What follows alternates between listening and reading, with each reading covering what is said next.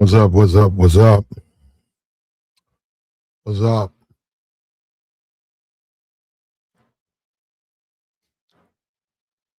Gotta deal with it, bro. 3 Black American soldiers lost their lives, made the greatest sacrifice.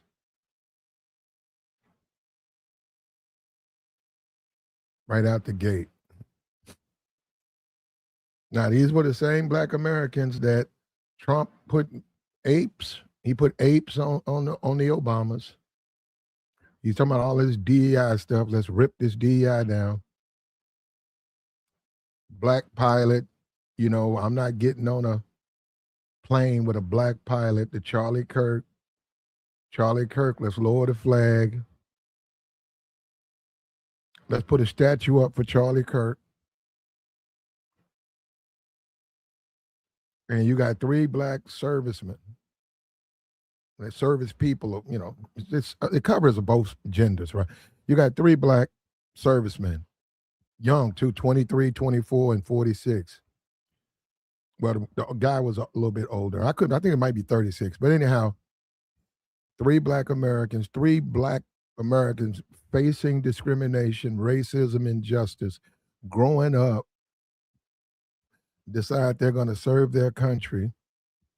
They don't have any say in what happens to them. They join the service, they're deployed, they're trying to do their tours, and in the process, they lose their lives. It was 3 black Americans who were deleted up front.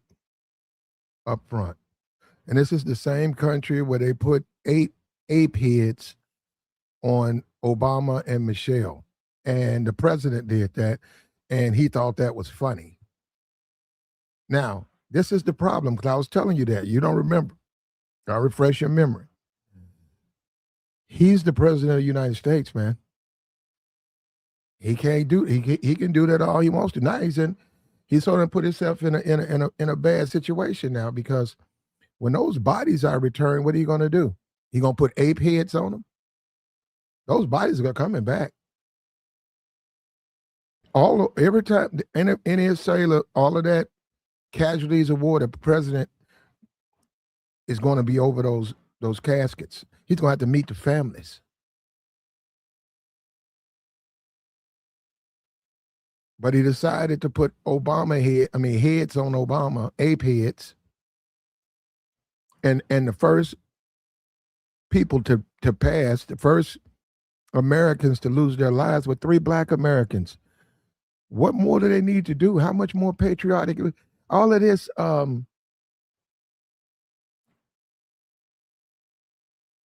what's more patriotic than that? They don't have any type of criminal histories. They just wanted to serve their countries. Young people. They lost their lives. And you got people walking around talking about black people don't deserve reparations. What more can they do? And most of the people who say that, they haven't ever served their country, though. Most of the people who say that, they're either grifting, they're pandering to white racism. If you hear a black person say black people don't deserve reparation, he's pandering to white racism, grifting. And the people who say that, guess what? They ain't never served. They can go right now. Hey, man, all you got to do is go down there and join. Matter of fact, they want you down there. We're at war now. Why don't you go down there and enlist? Put your hand up. Go serve your country. Like these black Americans who you say don't deserve no reparations. They don't deserve no respect. They don't deserve nothing. In fact, they should be discriminated against. They should be denied things.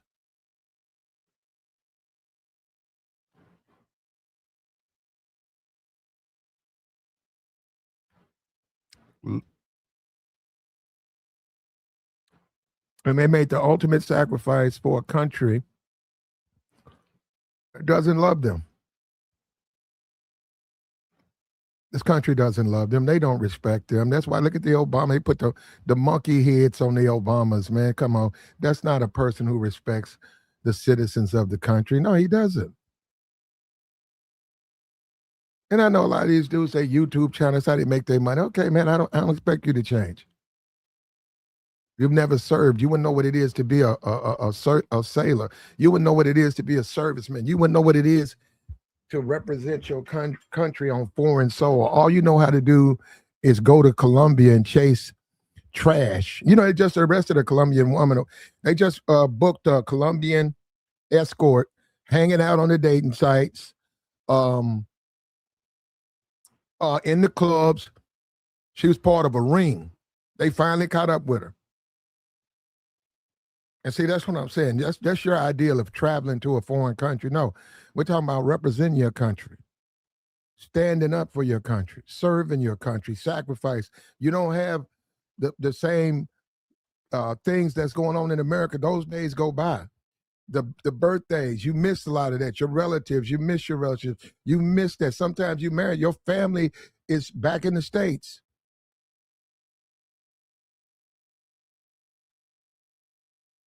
You're over there sacrificing. Sometimes you got to stand watch.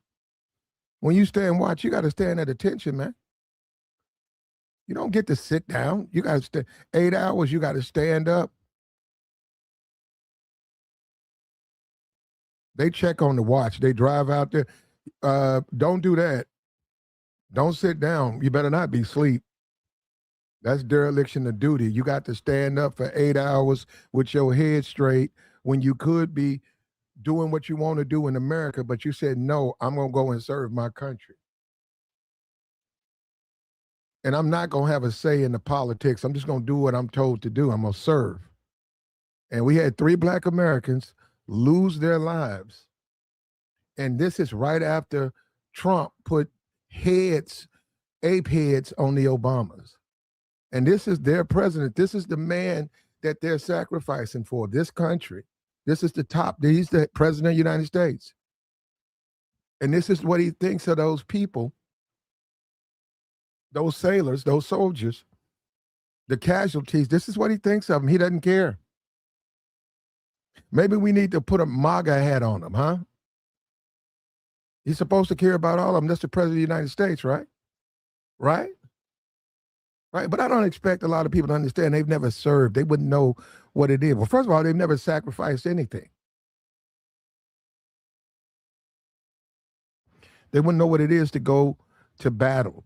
They wouldn't know what it is to live with the possibility of a missile coming into your bunker or your barracks. But you still have to maintain a military barrack. You still have to maintain that. You can't run up and down the street with your head. You can't. Nope. That's not why you're there. You're there to fight. You're there to support. You're there to serve. We got 3 Black Americans. It's the same people who say they don't want Black people to get reparations. And once again, but they want you to go over to these foreign countries and die.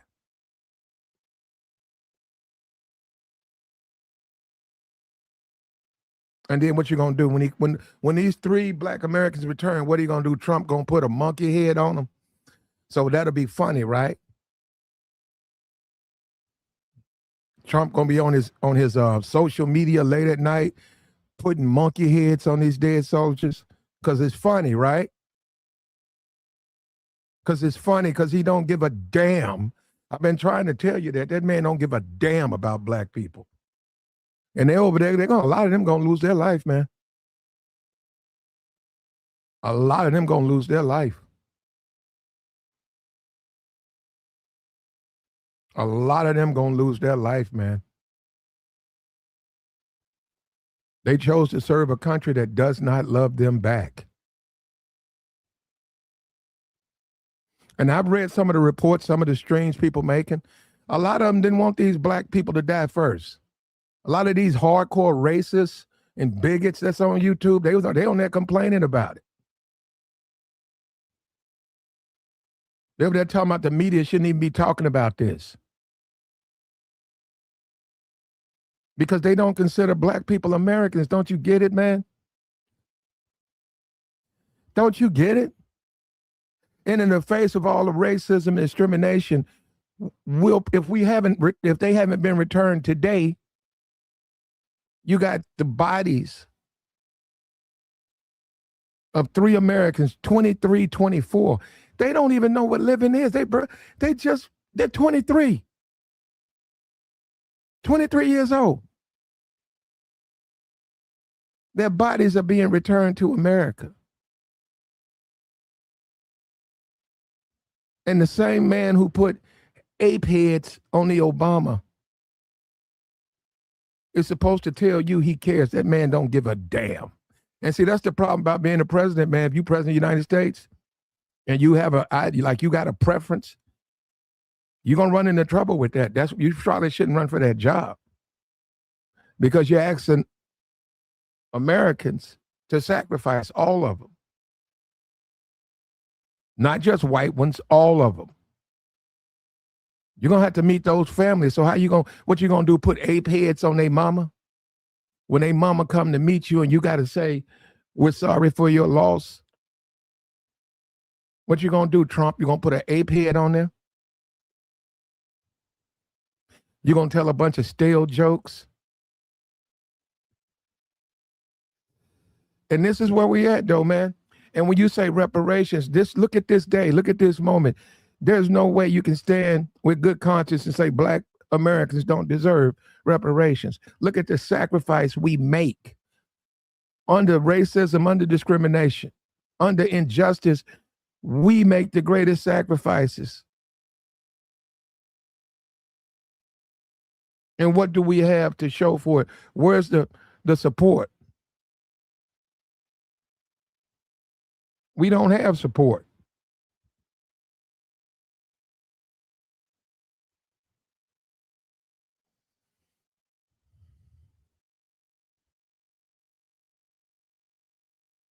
You say, you talking that real Platt, I bet all them military people nervous. Yeah. And you're doing it in the face of a administration that doesn't care about them. These people are over there making the greatest sacrifice. They're losing their lives. And all black people want is to be treated fair. They said they just want to be treated equal. You said, well, we're going to live in a country now where we're going to go into the Smithsonian and we're going to get rid of this. We don't want this in black history. We can't say black history and disrespect and fire the black people, fire the black one. And let's bring white South Africans over to America, deny the black ones, practice racism, and then black people are out here dying on the front lines, protecting this country. What, proud to be an American. What does he say? I proudly, what is it there? I stand up next to you and defend her here today. It ain't no doubt I love this land. God bless the USA, right? Well, why are these people hated? I'm looking at the chat box. Look, you got people in the trolls in there. These are 3 American service people who lost their lives, made the greatest sacrifice. You got people in the chat box who got a problem with that.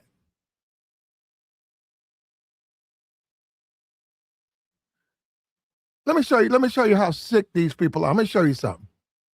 Let me show you how sick this guy is. Watch, look at this right here. He said, the Democrats, you Look at this. Look how sick this man is. Look how much ate up with racism, and he hates black people. He just this man right here.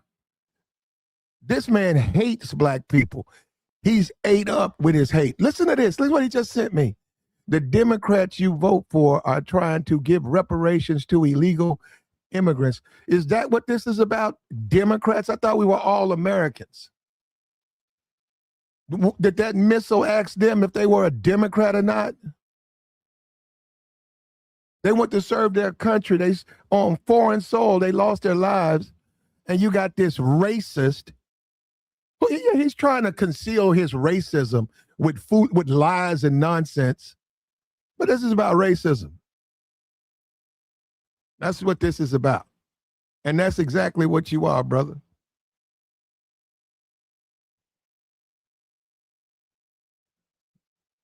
Well, Mr. Black Man, you're a racist. You certainly are anti-black.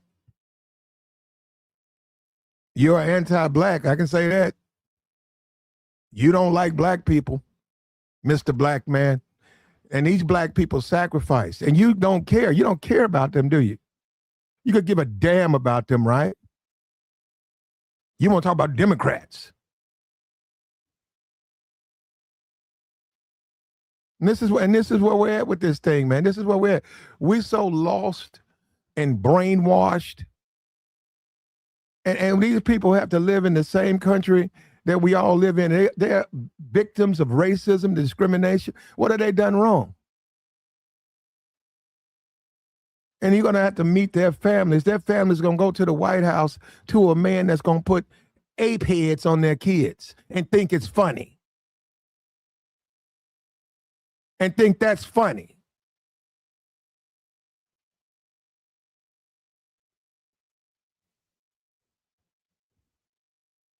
Like, share, support, man. Like, share, support.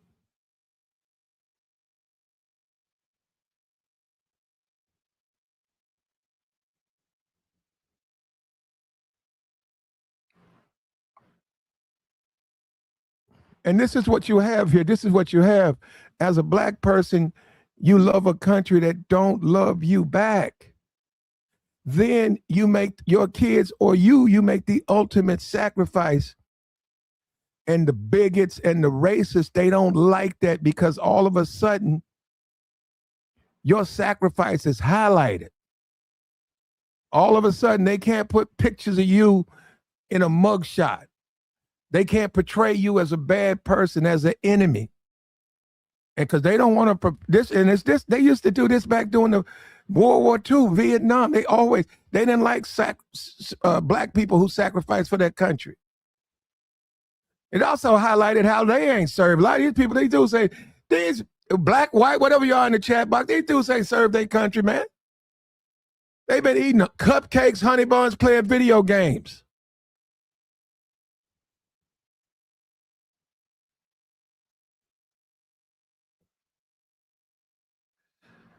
We have a standing president. Those soldiers died in the service of their country. We got a standing president who wants to put ape heads on black people. When you serve all the people,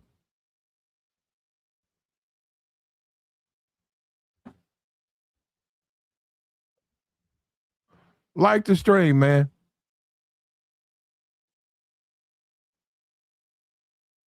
He said, heck yeah, living a peaceful life while those that don't know go to war. Ain't that something? We're all one, man. We're all one.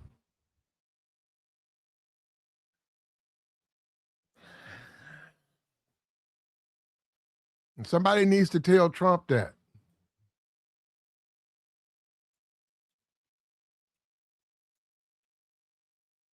Somebody needs to tell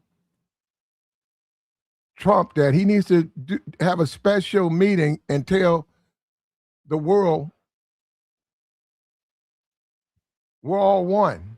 Tennessee, Kentucky, Missouri, Kansas, Colorado, Nebraska, Wyoming, Idaho, Oregon, California, New Mexico, Texas, Pennsylvania, New York. We are one. One.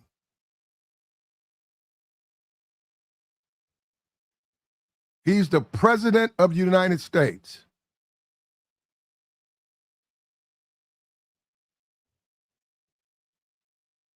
Once again, we have let me get this out of here. Whew. Ooh, it's some people. Well, hold up now. It's some Trump. It's some Trump people. I mean, it's some Democrats in the chat box. Let me delete that comment. Come on, hey man, you guys got to keep the comments. We got to keep the comments social, man. Wow, I'm glad I saw that. But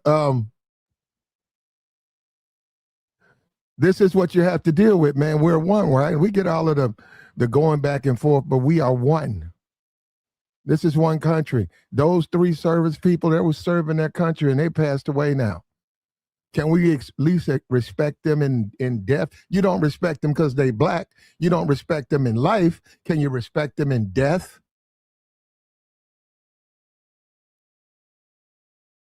Does it matter to you?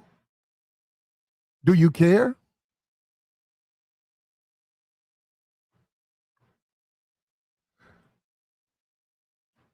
These are the people you deny reparations to. We got a 23-year-old. We got a 24-year-old. The 46-year-old, okay. No, I'm serious. I'm saying that he deserves it, but no, let's just take him out the picture. We got 23-year-old, 24-year-old. You don't think that, look at, they gave you their lives. How can you question their patriotism? How can you say they don't deserve anything? The history of their struggle in America, their family, the racism, the discrimination, the Jim Crow, the slavery, everything she came from.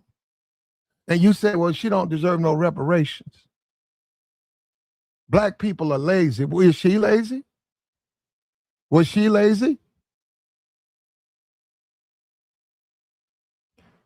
They serve a country that doesn't love them back. And the white supremacist, he's losing grip because his lies are being unraveled as we speak. They serve a country that does not love them back. But you finna go, bro. They still keep talking Democrat. Man, get your ass out my motherfucking chat box. Talking about some Democrats and the KKK.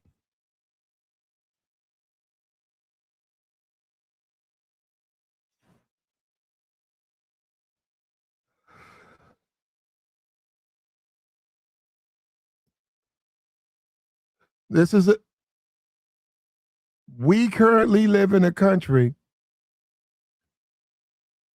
where instead of respecting our military, respecting the sacrifices of those in it,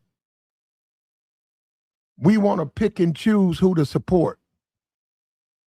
If you're a black person and you get killed in action, you don't care about them. That's a Democrat. Meanwhile, the missile doesn't ask you if you're a Democrat or Republican. They don't ask you about that. That missile just lights up that barracks and smothers you in flames. And you've lost your life.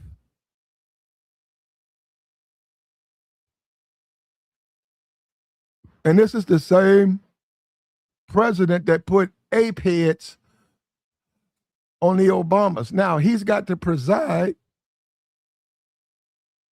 over the bodies who are returning.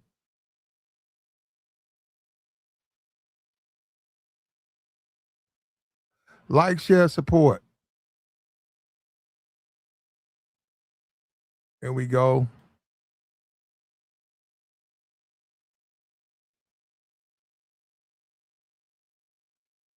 There we go.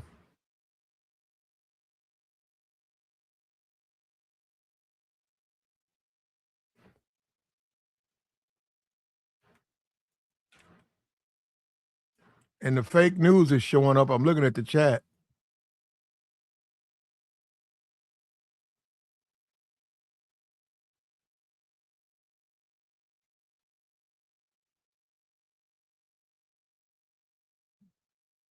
It's reported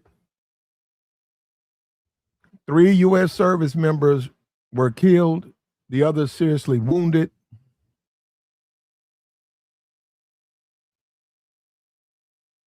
Five others seriously injured. In addition to that, look,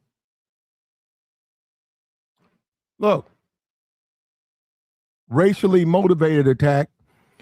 2023, a gunman shot and killed 3 black people in a Family Dollar. Wow. Wow. Wow. Wow. And this is the world we live in, brother. So you go out here and you serve your country only to return and get popped in a Family Dollar? There we go. Now we talking. Rest in peace. There you go. We're all Americans. Now we talking all this Democrat and all this nonsense. We're all Americans, right? Somebody needs to tell Trump that, though. I think he keeps forgetting. We're all Americans.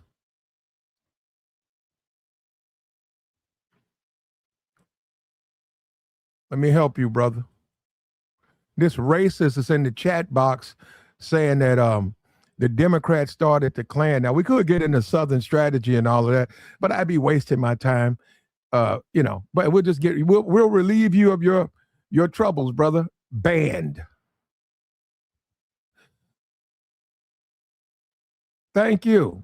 I appreciate that. Thank you for your service. May they rest in peace. That's what we're talking about. All of the hate. See, the white supremacists, the bigots, the anti-black blacks, they just want to spew hatred and sow division. That's what they want to do. They have no desire to come together. When you say all Americans, they don't really like that. They don't consider you an American.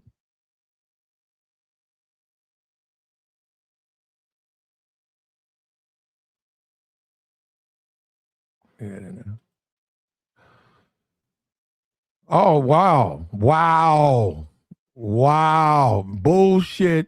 We are not all American. Wow. It's out there, man. You know, when you take a look around, that stuff's real, man. There's a lot of people, they don't like them. Now, I'm going to pay respect. I'm going to pay respect to them. Because I'm probably, if I don't do it, nobody will. I'm going to pay respect to these 3 black service people who lost their lives. If I didn't, nobody would do it. But believe me, you guys got to understand, there is a vein of hatred that don't like the fact that they were the first to lose their lives, because it goes against their narrative. It goes against their hate. The hate they teach, it goes against that.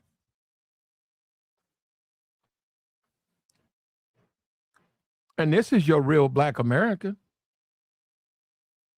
These are true red-blooded black Americans. You know, all of the NBA young boys, the dirt bags, the trash that's pushed in front of our timelines. Those people haven't sacrificed. That man's on drugs. Man's on drugs.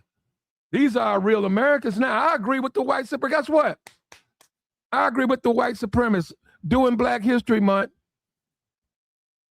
A guy said, he said, I don't like black people, but I do want to say, he said, I don't like black people. I don't like Black History Month. But how come all y'all want to celebrate is the thugs and the criminals? He said, what about all these black people who sacrifice? He said, you guys don't even pay attention to them. You know what? Hats off to that white man, whoever you are. You woke me up to something. You're right. You're right. You got Nicki Minaj. The hell, she deserves some celebration for Nicki Minaj because she can rap?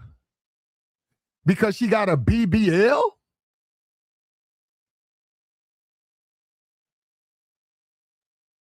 I think we should make it a point to point out these were the first casualties of this military conflict.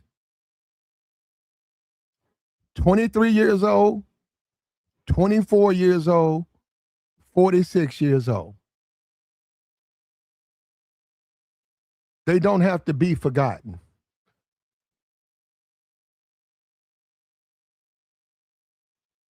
And I hope this wakes the president up. I still got faith in him. I hope this experience will make him understand you can't judge black people like that. You can't put ape heads on black people because you don't like them. You're the president of all America. We have to come together. We're weaker when we're divided. This is the United States of America. We are all one.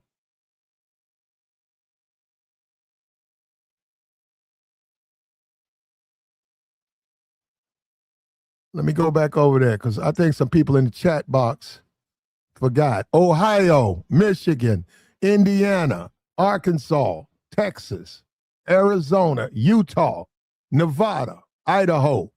One. We are one. Illinois, Missouri, Kentucky, Tennessee, Alabama, Georgia. One.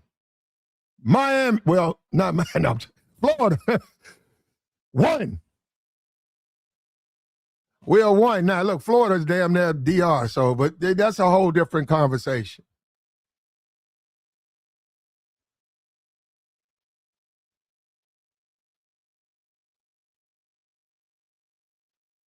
They face racism. What does their death have to do with racism?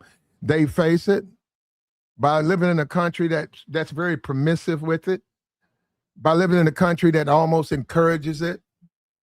And they still, in the face of that, they joined and they went through all the boot camp, all of the techs. They had to have background checks. They made it through all of that. And they're young, 23, 24-year-old, and they're giving up their youth to serve their country. And somebody sent a missile into their birthing, and they're now gone. And now the president who puts ape heads on his opponent has to preside over them when they're returned. He's going to have to show some respect now.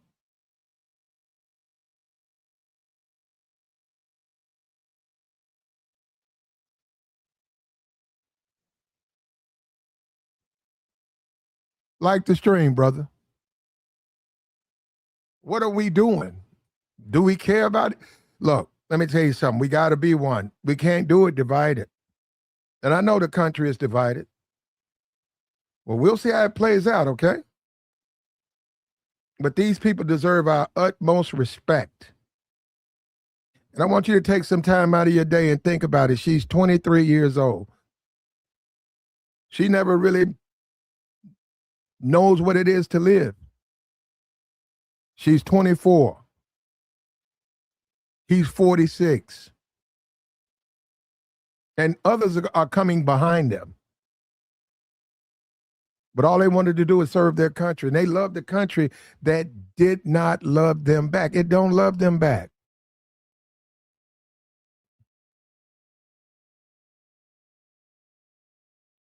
A country and a president who puts ape heads on the Obama, he doesn't love black people. He doesn't respect their sacrifice.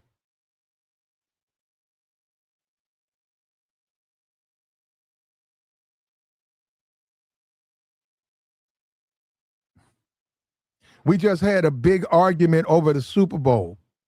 Megyn Kelly said because she's white, she thinks she can define what the Super Bowl halftime show should be. She totally ignored the fact that maybe black people don't want to eat meatloaf during the Super Bowl. Maybe they don't want to listen to Kid Rock during the Super Bowl. Maybe they don't share her perspective. The Black National Anthem. That should be played when these bodies are returned. The bigots and the racists who don't like them, they should be cited. If you're a bigot and a racist and you anti-black, note that so we can deal with you accordingly. Play the Negro black anthem. Play the black anthem over these bodies. They deserve that.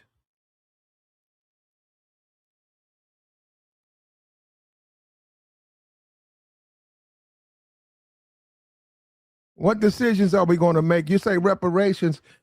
What's your case for reparations, Platinum? Here you go. I'll hand them that thumbnail. What else do you need? We sacrifice more than anybody else. We get denied the most. We receive the less. Most of the people on food stamps and government, that's white people. We sacrifice the most, receive the less. And all three of these people lived under hate and racism their entire lives, and they still went out like patriots. This is a real patriot. When you talk about a dirtbag like Kid Rock, this is a patriot. Kid Rock ain't no damn patriot.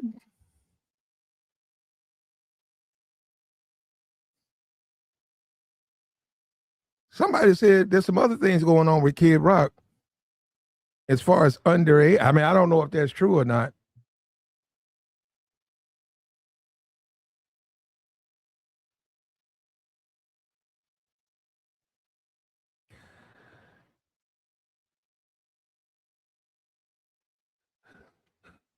Black people have sacrificed their entire lives. The case for reparation is pending, but this is a flag for it. And I would suggest to all Black Americans, remember these names. I agree. No more the young boys, no more the nonsense, the sexy reds. Forget those people. They're going to do what they do. We need to pay more attention to people like this so people understand we're just as patriotic, if not more so. These are hardworking Americans who lost their lives serving their country. What greater sacrifice?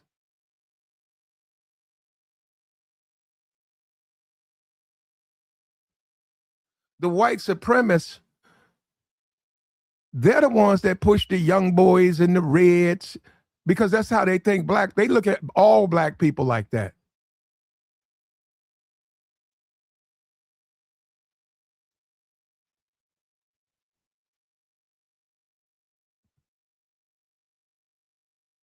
Like the stream, man. Support the platform. We just trying to tell the truth. We've been trying to tell the truth, man. We got a guy in there that say he a racist. Damn. I don't even know that. Y'all. Oh, look at that. Now we know that's probably a fake thumbnail, but this is some bold stuff.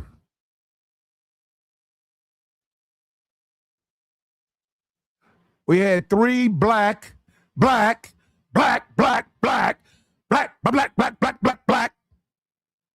Now I read a stream. They said stop putting race. Man, we got three black Americans. They lost their lives in the face of the president putting ape heads on the Obamas, in the face and chastising black people because of the Super Bowl halftime show by bigoted racist whites who think they are the only ones who can define what is and what isn't American. Well, they're going to have a hard time with this one. It's going to run in the face of their racism and their hatred. You had three black Americans over on foreign soil lose their lives. 23, 24, and 46. They served their country and they made the greatest sacrifice. Don't come around here with no goddamn Lee Greenwood. He sang a song. Hank Williams Jr., he sang some music. Kid Rock sang a song. He ain't sacrificed for his country.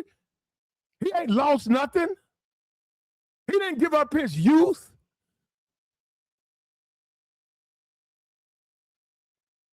These are American heroes. And we should not let the bigots and the white supremacists and the anti-black Negroes take from this. And I saw that they ain't going to say nothing about it. I knew they would. Half of the stuff they talk about is propaganda anyhow. It's not even real. It's whatever they put out. They co-sign. Just like they said, get rid of this dude. Hold up. The bigots and the hate mongers, they're in the chat box. They said something. Why? Listen to me. If you don't like what I'm saying, right? Why are you here? Why are you here? Why are you here? If you don't like what I'm talking about, why are you here? We're going to pay honor to these Black Americans. You don't like it. Why are you here?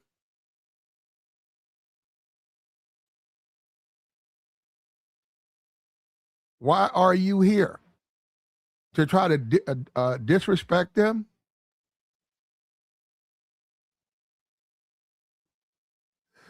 We're going to pay honor. The young people gave up everything. They love a country that does not love them back.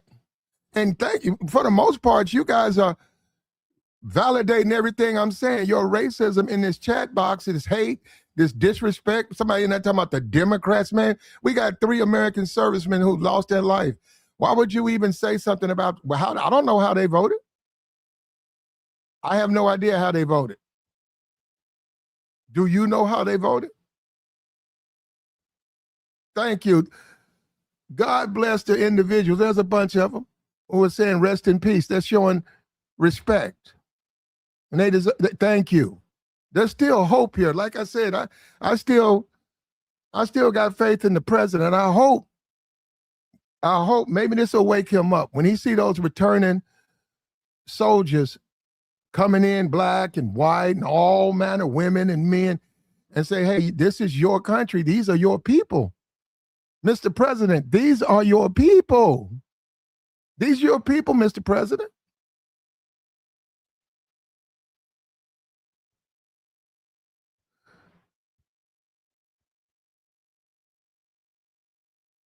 Hold up. It said, I can't believe, you know what, man? I can't believe you guys, man. I didn't want to give you money.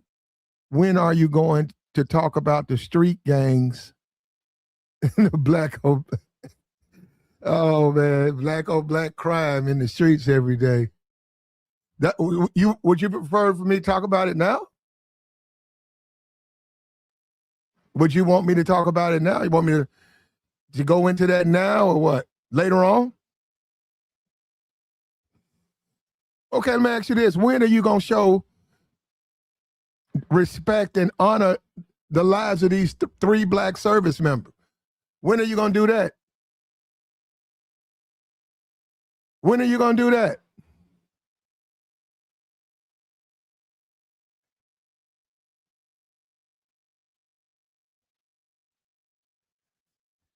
He said, there's a war, cry me a river.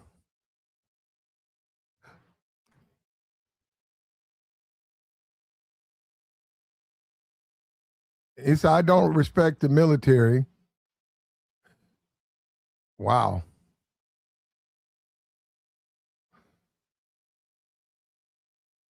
Wow.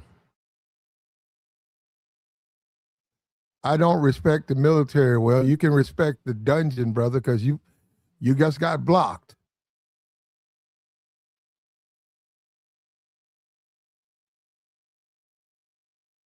Thank you. Rest in peace, soldiers. They give freely for us to live freely. Thank you, Valerie.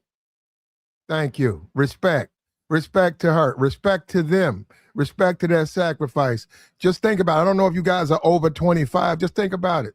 All the life you've lived since 25, just think about it. You no longer get to enjoy that. These are young people. These young, good people. These are good people. These are good people. You're talking about black on black crime. That's not these people right here. These are good, solid American citizens. And they gave the greatest sacrifice. The least I can do is honor them with a podcast. If you have a problem with that because your racism, I tickle your race bone, you shouldn't listen. You shouldn't listen. Perhaps you would be more entertained.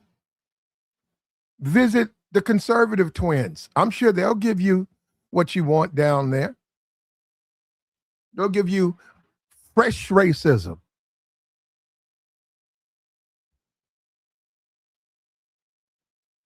Like the stream, man. Like the stream. And like I said,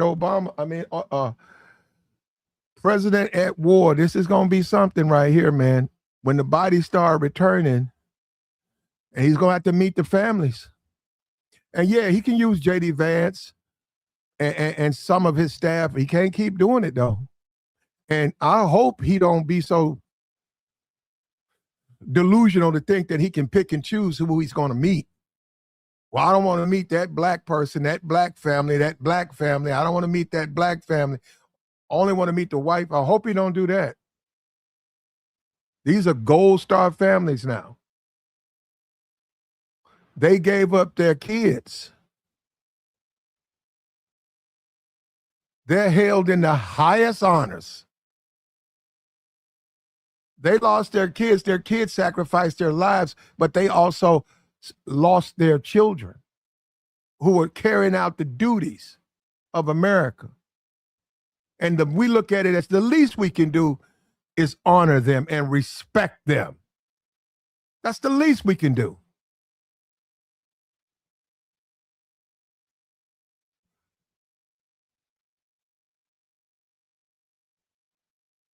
Like the stream, man. Look at that. There you go. He said, no reparations, no vote. Yeah. Listen, this is a feather in the cap of racism because this is fresh and it's also valid. It goes against what more do blacks have to do? They've done it all. Yet they've been ignored. They've been neglected. These individuals, what if they would have received racism? What if they would have received reparations? Perhaps then they would have made different choices with their lives. Perhaps blacks have sacrificed enough. Perhaps it's a time for blacks to say, hey, let's do other things. Let's enjoy milk and honey while the other people go and sacrifice. But no, black people in the face of racism, police brutality, humiliation, ape heads on the Obamas. Super Bowl, can't have a Super Bowl. You can't sing the black national anthem. Shame, lies, hate. You can't have a Super Bowl. These individuals just gave up their lives. Is Megyn Kelly going overseas? Is she trying to serve? Is Matt Walsh? Is Matt Walsh enlisting? What about Ben Shapiro? You gonna go down there and put your name? What about Glenn Beck? What about Jason Whitlock? I'm joking on that. You know, he couldn't fast the physical, huh? Well, these are American patriots, right? These are the people who build themselves off as the American patriots. And I'm a patriotic American. Well, nothing is more patriotic than what you see on the thumbnail. It can't get more patriotic. And hopefully you'll learn a lesson from that.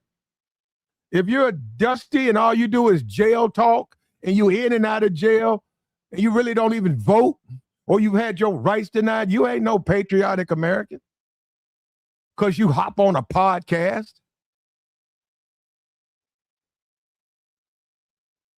That don't make you, a sacrifice makes you a patriotic American.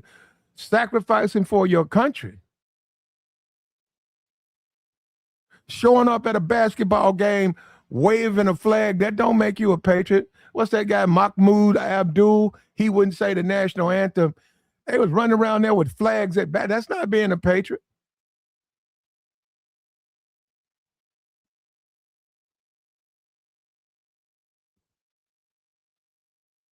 We nothing If you were on the fence, you got to be off the fence now. There's not a greater case for racism than what we see now. Black bodies twisted, dismembered, burnt are going to be returned to America and returned to people who've questioned the patriotism and the commitment of Black Americans, when all they wanted to do is be treated fairly. And in the face of racism and discrimination, they still have sought to serve. The parents have still allowed their kids to join. And in the process, the parents suffer.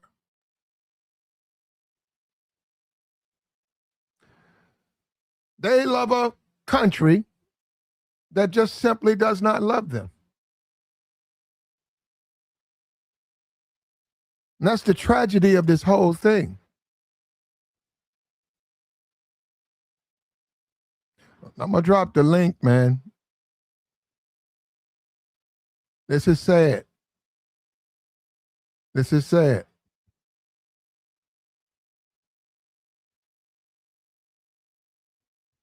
If you're a white supremacist, could you hit the link and tell me why you don't think Black people deserve reparations? Just a moment. We don't have to be up here long. Can you come up here and tell me why you think Black people don't deserve reparations?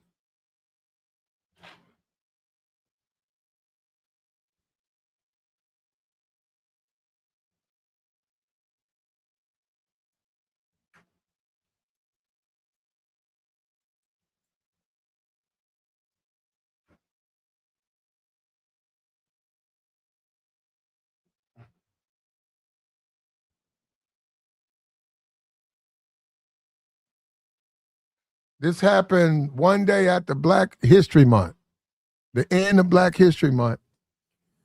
3 Black Americans became the first casualty of this military conflict. They were brave, strong, the type of American that you want your kids to be. God-fearing, Christian, hardworking, sacrificing Americans, and they lost their lives. And the case for reparation has a feather in its cap. And Black America needs to learn. You got to get away from the young boys. You don't need to celebrate the young boys, the Reds, the white supremacists. Those are the white supremacist puppets. They like them so they can push that, validate their racism. They can't do that with these service members. They can't do that with them. What example is to be made with them? Why should they be denied anything?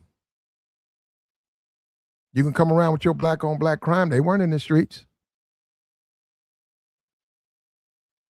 All they wanted to do is do their time, probably get the GI Bill. They was trying to build a life and a future for themselves. And someone shot a missile into where they were sleeping. Now, those bodies might be here. Those bodies are going to be returned. And they'll have a flag draped over them. And the families, they're Gold Star families now. There's a certain amount of respect.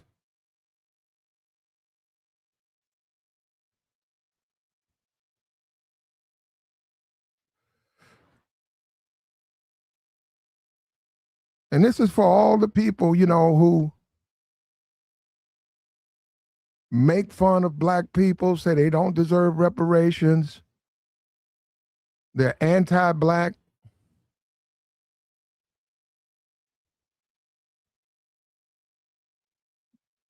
They don't give a damn about these sailors, these soldiers, these servicemen. Well, I'll be the only one. I'll stand up and I'll show support. And I'll thank them for their service. And I'm prepared to die on that hill. These are great Americans. They paid the price very few people are willing to do. Very few people are willing to sacrifice. And they deserve all the respect.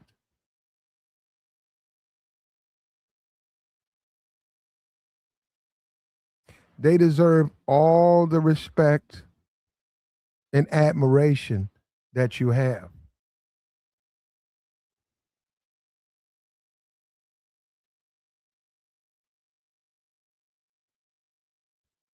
Donald doesn't respect those who were captive.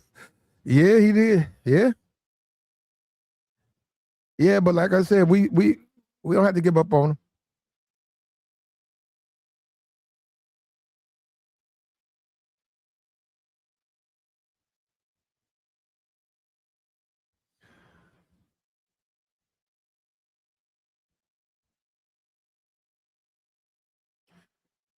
Death before dishonor. That's what we're talking about. Many will never understand that. They took an oath to serve. And they served their country to the greatest heights of their ability. And they could have whined and cried and complained. No, they served their country. And death before dishonor. These are patriots. These are true patriots. The dirty, the dirt ball, the dusty dust ball that rides around with a MAGA flag hanging off his truck. These are patriots. You're a dust ball. There's a difference. These are patriotic Americans. These deserve our respect and our honor.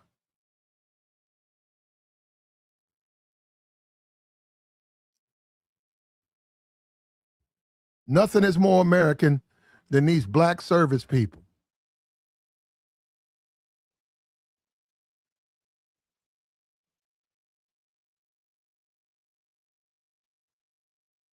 Like the stream. And the gaslighting, right? From the bigots, the gaslighting.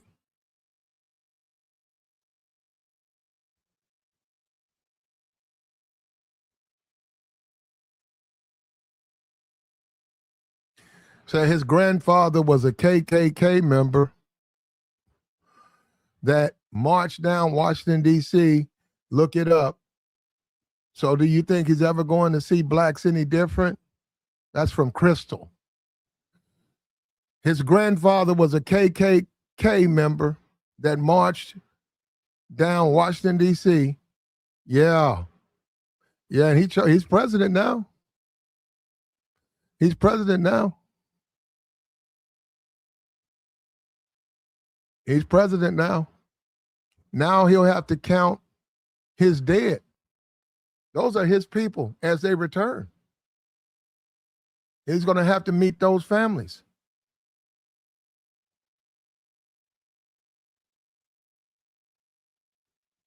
The white supremacists.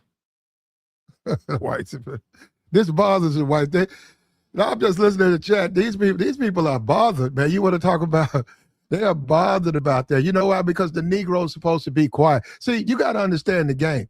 The Negro is supposed to be quiet, out of place, and following the propaganda, doing what the propaganda say. How dare I be so bold as to honor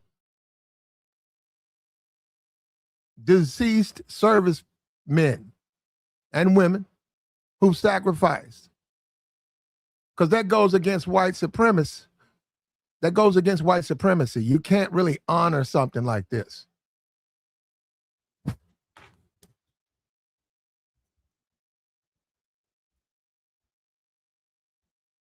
This challenges the MAGA hat. This challenges the MAGA hat, the MAGA hat bigot with the flags and all of the hate speech. This challenges him because now he's got to acknowledge these black service people who made the ultimate sacrifice, the sacrifice he was afraid to make. The sacrifice he was afraid to make. When he talks about black people, it's negative this, negative that, negative this, food stamps, welfare, no reparations. Yet these black people made a greater sacrifice than you've ever made. You just dressed your truck up with a lot of political nonsense.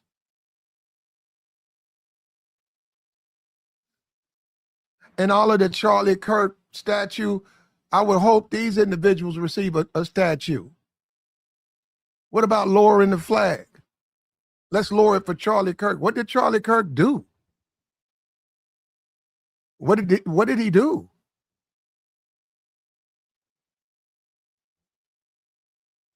What about these individuals? Are we going to lower the flag for them? Are we going to respect them?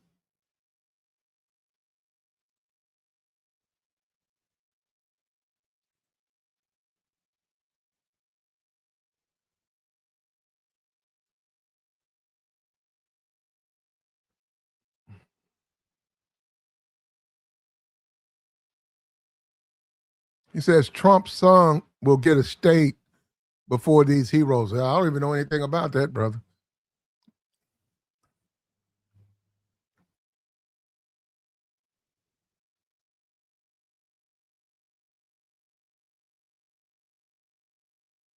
Like the stream, man.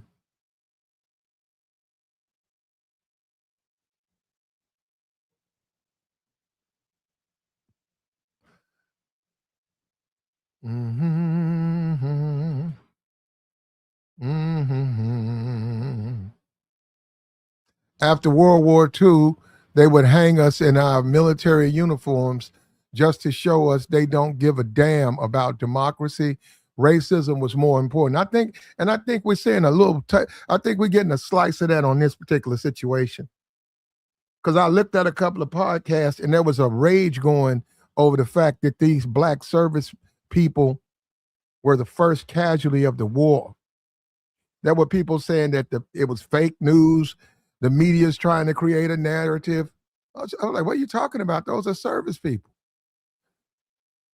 Because they don't see black people as patriotic. They don't see black people as sacrificial. They don't see that because they don't want to see it. They don't want to see it.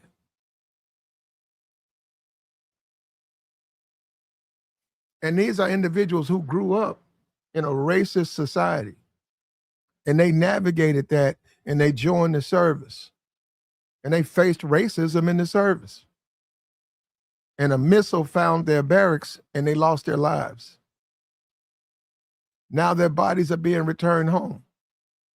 The white supremacists in America, they don't like that. They don't want to honor them. They would rather honor a Charlie Kirk.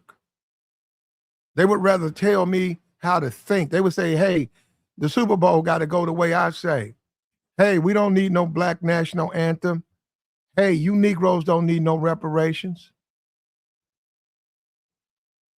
Well, are you willing to serve your country? Nope. Would you put your kids in the service? Nope. And this is the type of racism that black people have to endure. And I didn't bring up the ape heads on the Obamas.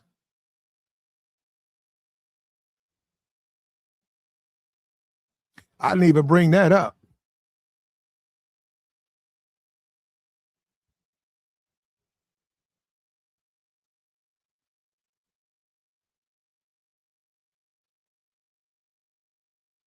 Yeah, and the truth is coming out, man. That chat box is hot, bro. The truth is coming out a lot because they really don't, because they don't see black people as worthy of anything. Like you said, they used to hang us in our military uniforms to let you know, even though you serve your country, we still run this. You ain't gonna get no respect out here. And this is how the white supremacist pushes his narratives, pushes his disrespect, and he hides in chat boxes and on the internet. A lot of these people have been bullied. They've been bullied their whole life, so the only way they can try to get some type of revenge is to get on a chat box and spew hate because they're afraid to be challenged. They don't want nobody to challenge. They want to believe the lie. They don't want to believe the truth. They want to believe the lie.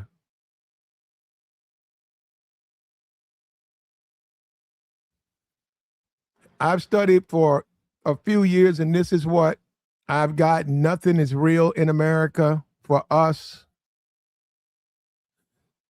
African Americans will pay attention. It is useless. Yeah. It seems like no matter what you do, Malcolm X said, black man lays on his back. He's wrong.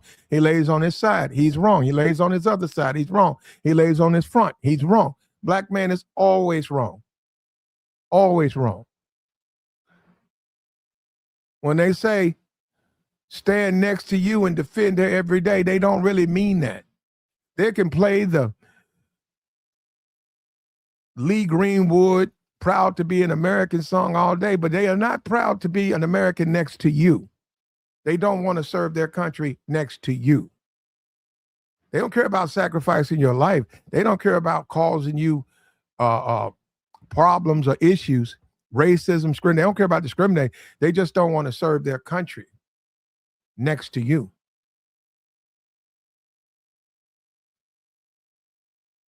And in the face of this, we see the racism and the white supremacy. It's glaring. And they put a few Negroes on payroll, and they think black people are stupid enough to listen to these paid-for Negroes.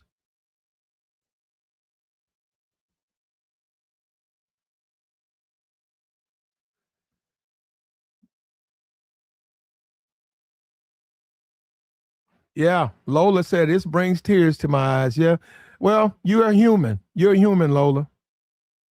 You're a human. Remember, those individuals got families, and they'll probably invite them to the White House. Now, it's possible some of them don't want to meet the president. Now, you would have to ask why. That's all.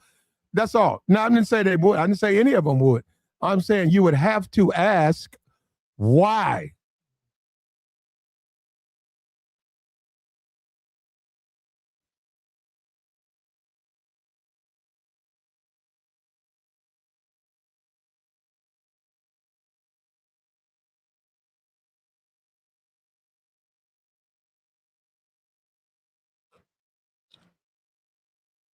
This is going to antagonize the white supremacists.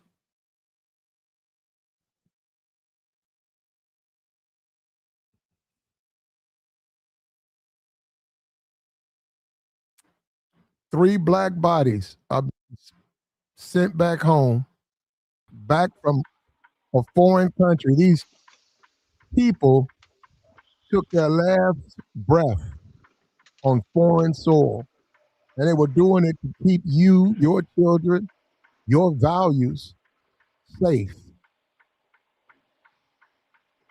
And in the face of that, you got bigots and white supremacists in the chat box who don't want to talk about that. They want to talk about something else. They want to talk about foolishness. They want to make excuses.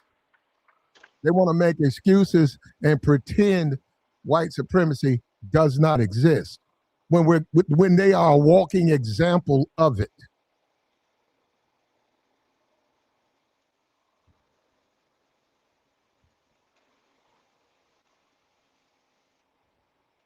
Trump is a businessman running a corporation. I have no idea what that even means. What's up with you, Tabor? Man, I just got something to say. Whoever just said that, yeah, America is a company. It's always have been. It's always about profit. It don't matter who lose, they just gotta win. The military you talking about. Now, a little bit of my background. My dad was Vietnam Air Force. He served, right? 100% disabled vet. Came home, there was a whole lot of problems. Before I got sisters, so before I was born, VA, Social Security, made sure I had a check, right? Until I was 19. I went to school based on the VA Chapter 35 benefits. So I was set up to win because of my father. Despite what other people did in our lives, that was more so in our household, that things played out a certain way. My father had a conversation with me when I turned 19 because I failed. I was behind. Life just went off the rails in a matter of like 6 months for me because I had to move to Louisiana. The worst time of my life. He told me, I told him I wanted to go to the military like he did. He was Air Force. That's like what a smart one's at, right? That's by word of the Air Force, right? When I tried to apply, he was telling me back in the day they didn't respect us. They never have. We was just Yeah. somebody in their uniform to fight a war we shouldn't have been in. Mm-hmm. Now he told me it ruined his life, but at the same time, there had some things that transpired right before he hit 18, and he didn't have no other way out. So that means he only went because of the money and the resources. Other than that, he would have been stuck in a small town trying to figure it out, probably at somebody's plant, breaking his back. He said the military was easy money. They offer free food, they gave you a check, they had an overall plan, and then and you can I guess up not upgrade, not scale up. Like there's potential to grow.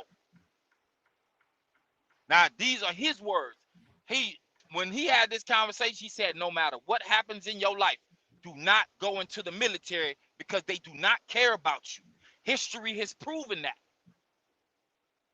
He said you are not financially so messed up to where you gotta go. A majority of us go because we financially messed up. And I don't want to say the F word, but that's what it is.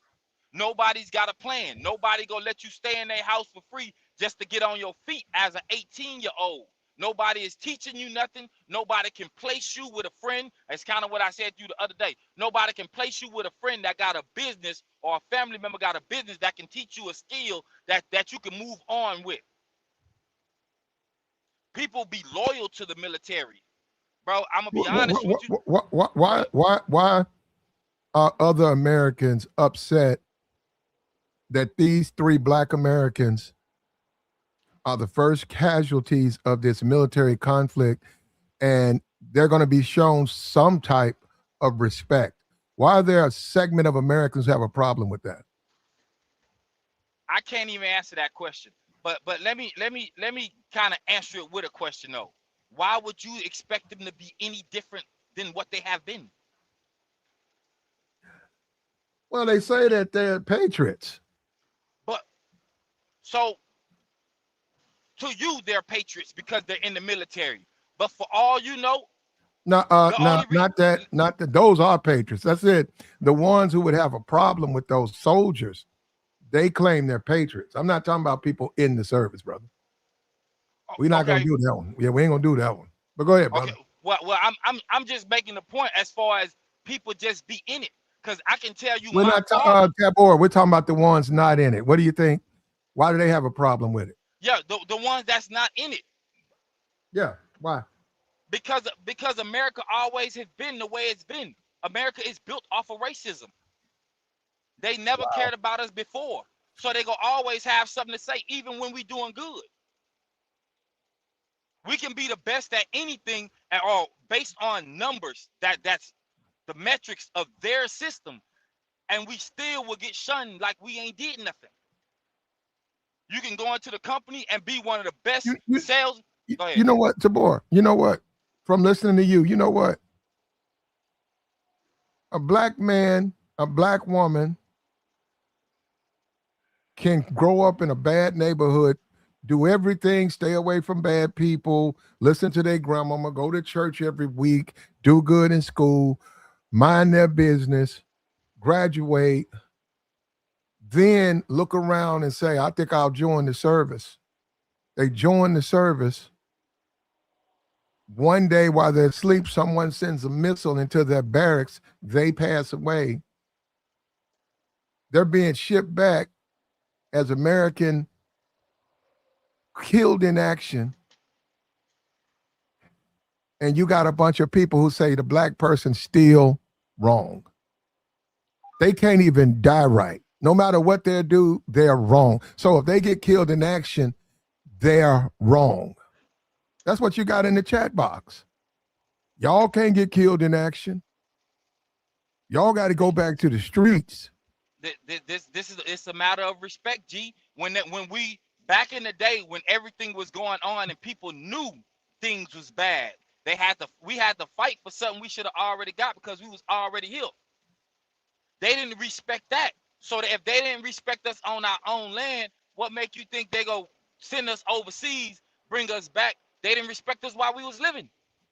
So we can't respect, we can't, you can expect for them to want to respect us while we pass, but it ain't even like that.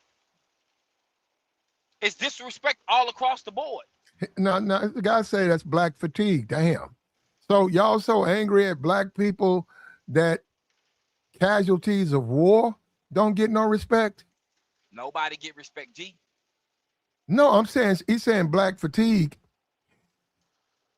Like they tired of hearing about People it. are so upset with the black community that a casualty of war, a U.S. service person killed in the line of duty, killed in action. Yeah, G, You don't respect that? They saying they don't respect that. That's how upset or so. That's how bothered they are about black people, that they don't. That they still don't see a light at the end of the tunnel. They don't think that they should change anything. Just keep on hating. Bro, even when they at the 3 people bottom, in the chat. He said, "Who said that?" 3 people in the chat box. Go ahead, brother.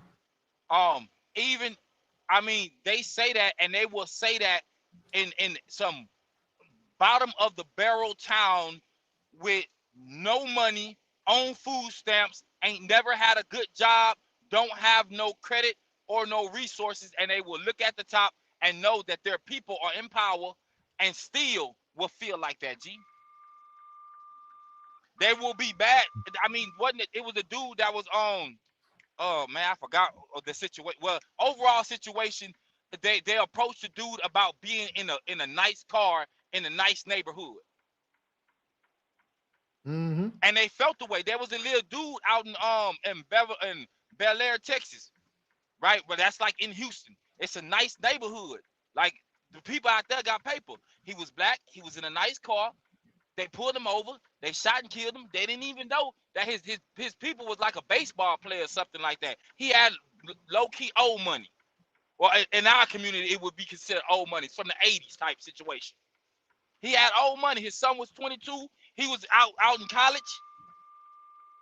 You know, so they go discriminate on that. They just don't want you to have. But everybody should know that by now. And these strong, patriotic, God-fearing service members, these 3 black Americans, they forced the white supremacist. He can't play victim. The white supremacist is both. He's the victim and he's the villain.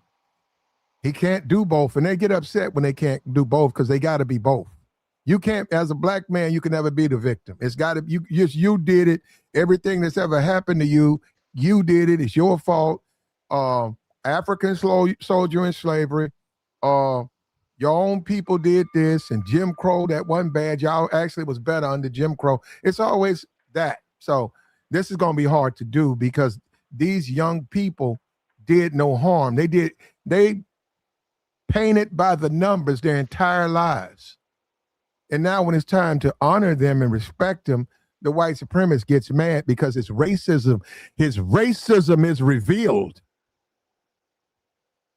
And I know you don't want to respect them. I know you don't. It's been like that for centuries at this point. We in the time where we can see it in real time of what's going on. We can see the police situations. We can see the laws, right? Old boy was in the office, right? And everybody ran to the polls to vote for him, thinking something was gonna change, and we got nothing.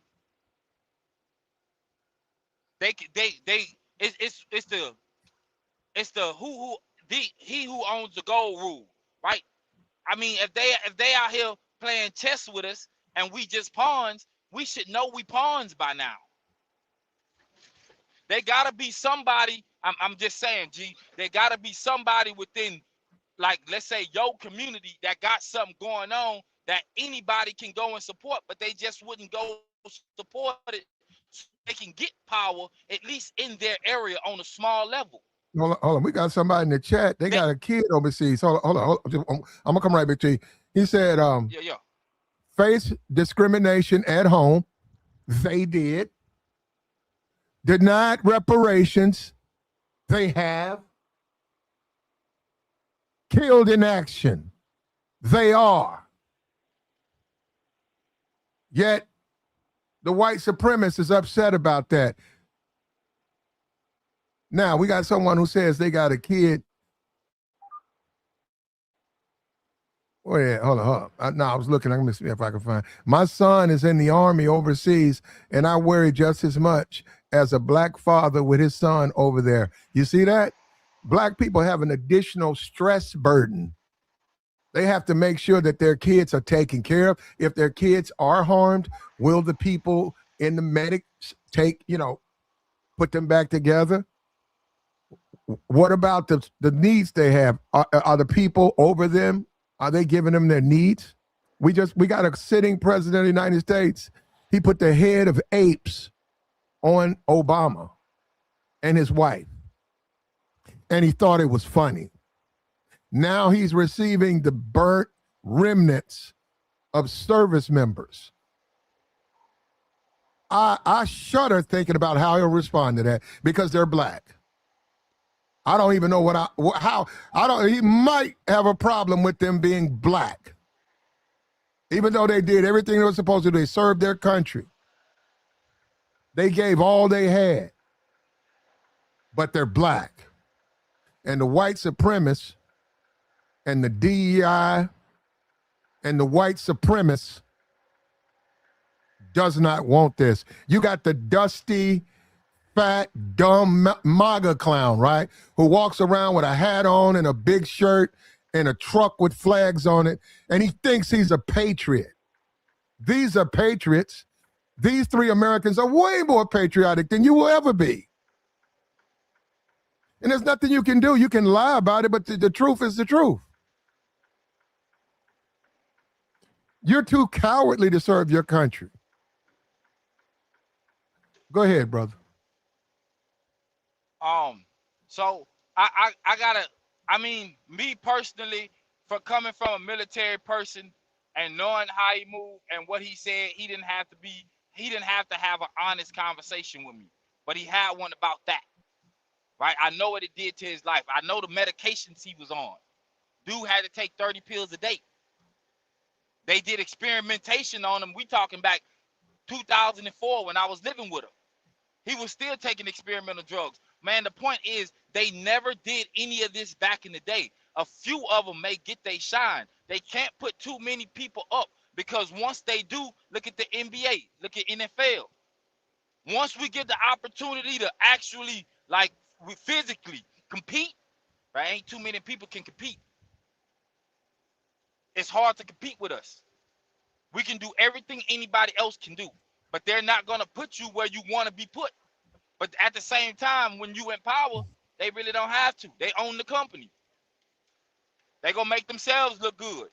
They go suppress all the school situations that happen every year. That's been happening for decades. They're not gonna tell you who did it. I know they don't look like me. They don't look like you, but they don't put it out there.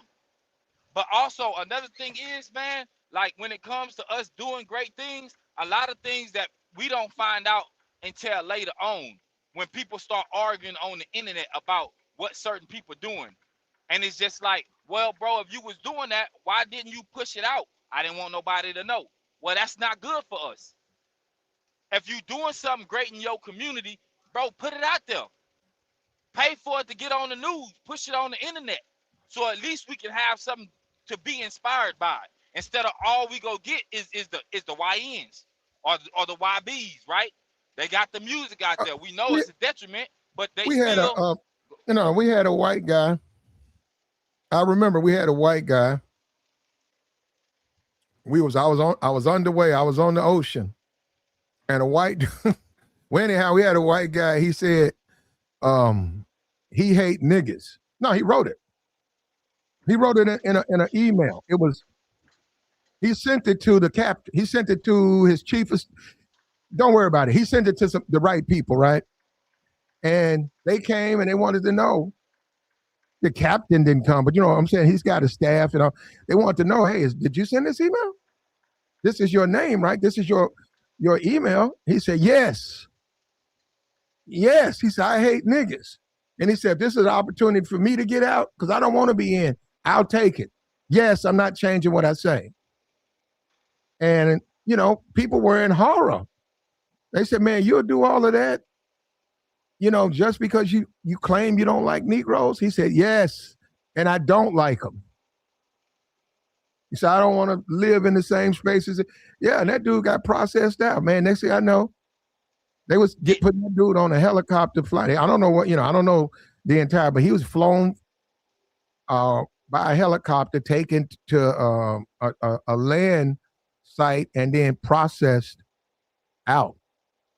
But he got a horrible discharge. That's what I'm saying. It probably was a other than dishonorable. honorable. So Okay, it might have been a dishonorable.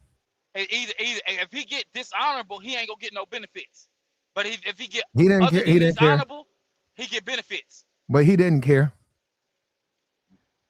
But we'll never know. I had a homeboy that was doing some things that he heard from a dude that was in the military that didn't look like him. If you get married, you go get an extra check. Well, he did it, and my homeboy did it. I went to high school. This was my partner. I used to go to his house. I know his people. When he did it, he got 6 months. He got a dishonorable discharge. They stripped all his benefits. He can't get the house. He can't go to school.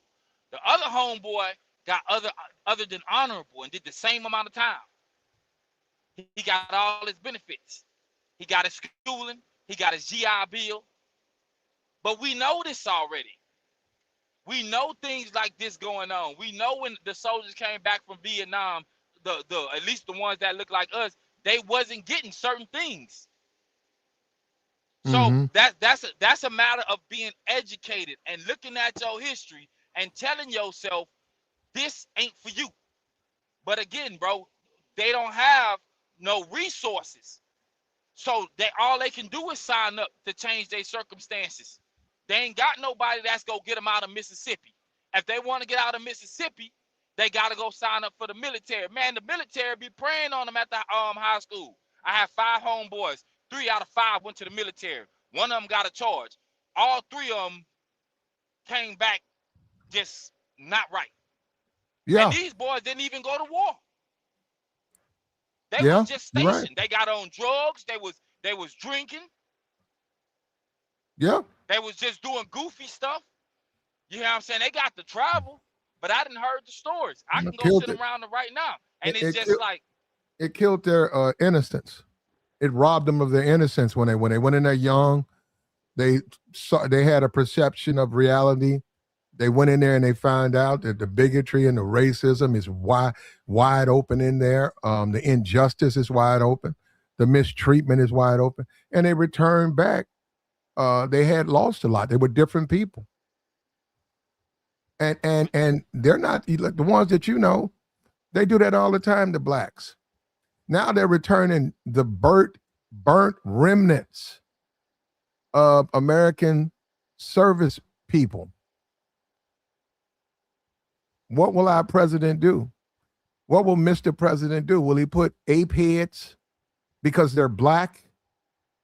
Will he put ape heads on their photos because it's funny?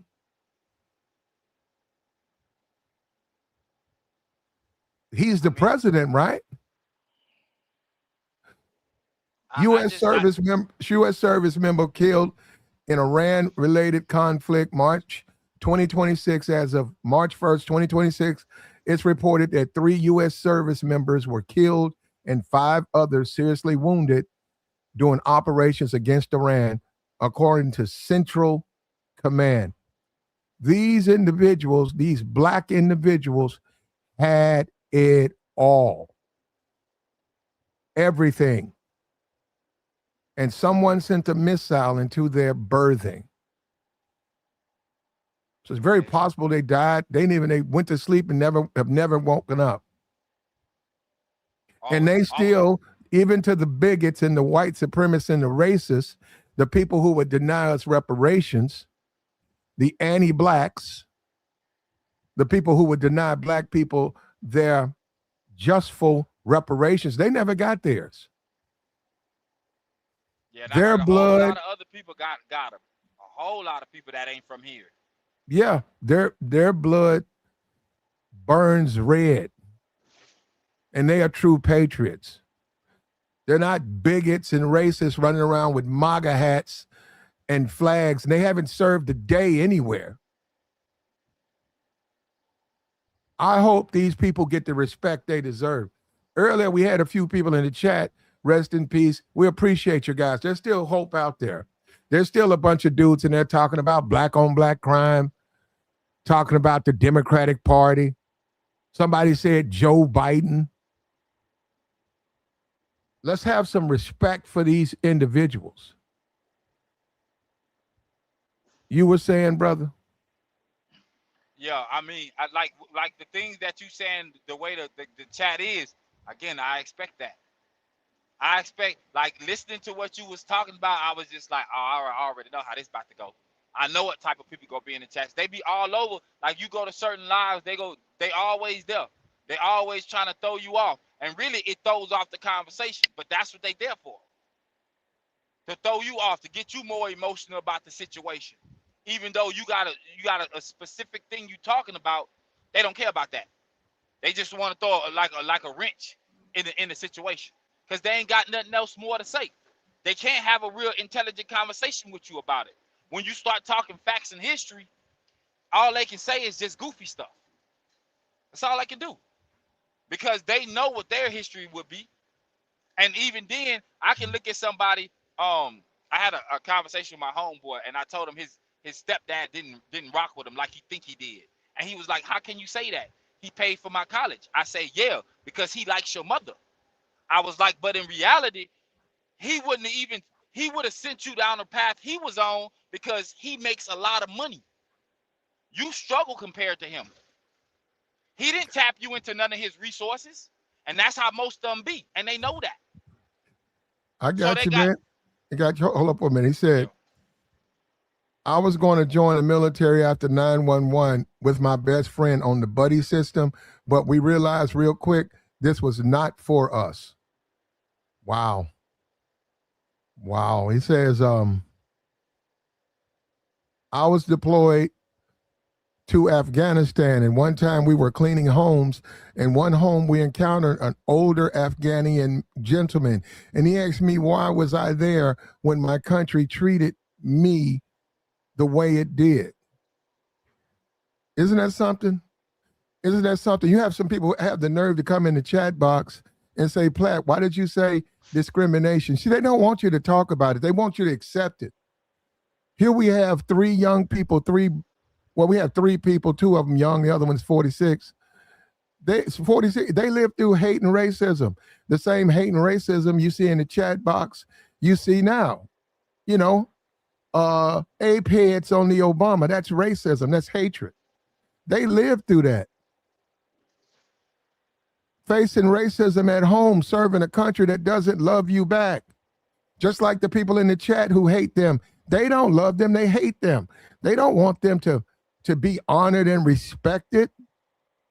That's not what Negroes are here for. They're not supposed to be here to be respected. And that is the truth, man. That is the absolute truth. Shout out to your bear tube. Rest in peace. Rest in peace. Do me a favor, man. Look, so I can get the clowns out of here. If you can, take a moment. Matter of fact, we're gonna take a moment of silence. If you can, reach down in the chat box and just put rest in peace. Let's pay some homage to these people, man. Let's also piss off the white supremacist who's watching in the shadows. He don't want black people doing this.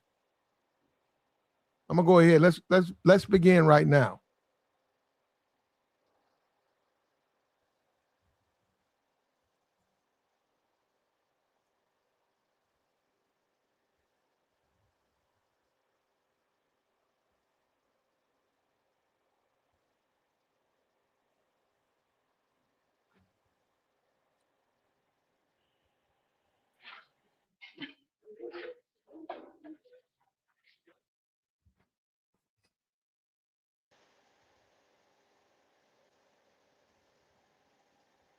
Okay, look, hey, Vince, you gotta join.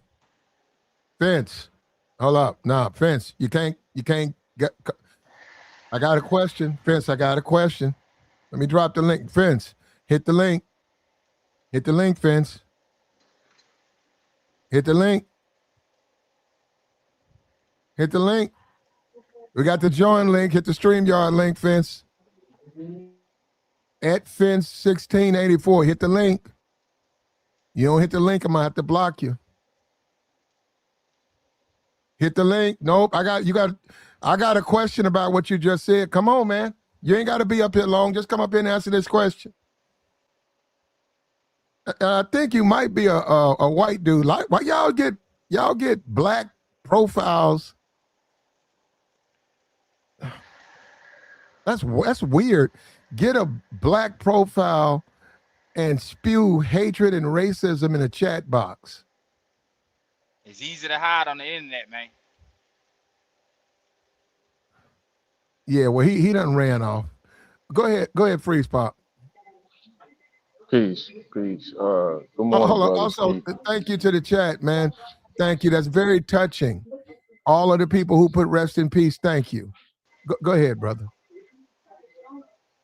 Yeah, man. First, I guess I'll send my condolences to the family. You know, when you hit me with this morning, man, it saddens me, man. But it also points out, you know, the ugly truth about, you know. See, this is why we get so upset. They think a lot of people that come on these. Can you hear me, Platt? Mm-hmm. They Oh man, believe that. I was still connected. I was in the chat. But yeah, it's easy to hide on the internet, man. They'll say a lot of things in the comments. Yep. Okay, now hold up, Tabor, because he was in the middle of something. You didn't hear him though. Go ahead, Freeze Pop. No, like, you know, when we attack like a Anton and these black conservatives, they think it's just entertainment a lot of times. But we be serious, man. Because now what's your talking points? You talk about blacks killing blacks in Chicago. Okay, so did your government. So did your Republican president. Now what? So I wanted just as much smoke they got for everything we do wrong. These three individuals did everything right. What about them? So No now they respect. new. Go Yeah, over to you said Anton. Go and look at his channel and see if he even acknowledged these people. Probably. I don't know if you have it or if he hadn't. I hadn't looked at his channel, but the Hodge twins, they're not going to acknowledge this. These are three black individuals, the first casualties of war, of this military conflict.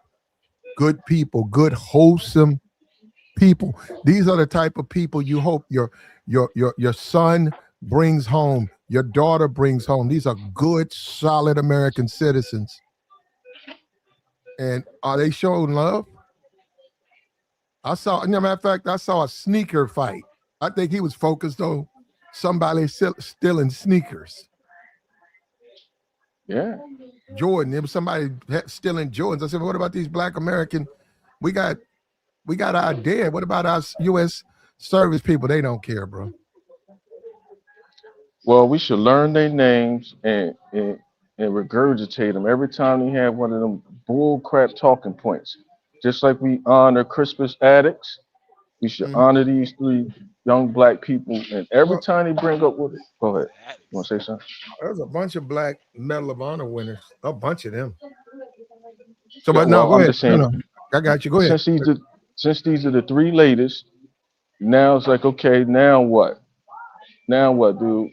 Because you got all the smoke.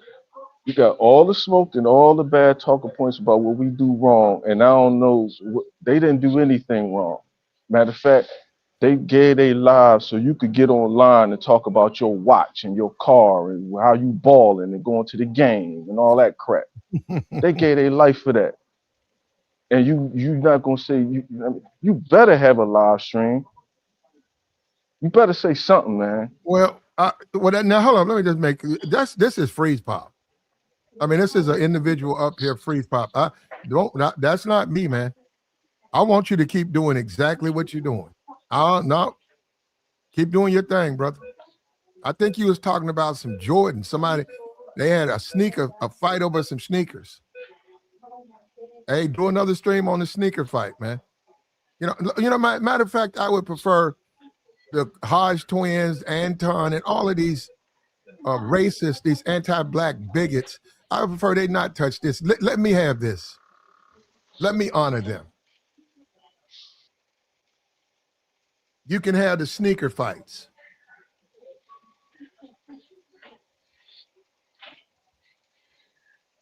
These people deserve respect and admiration, not politics, not lies, not pandering to white supremacy.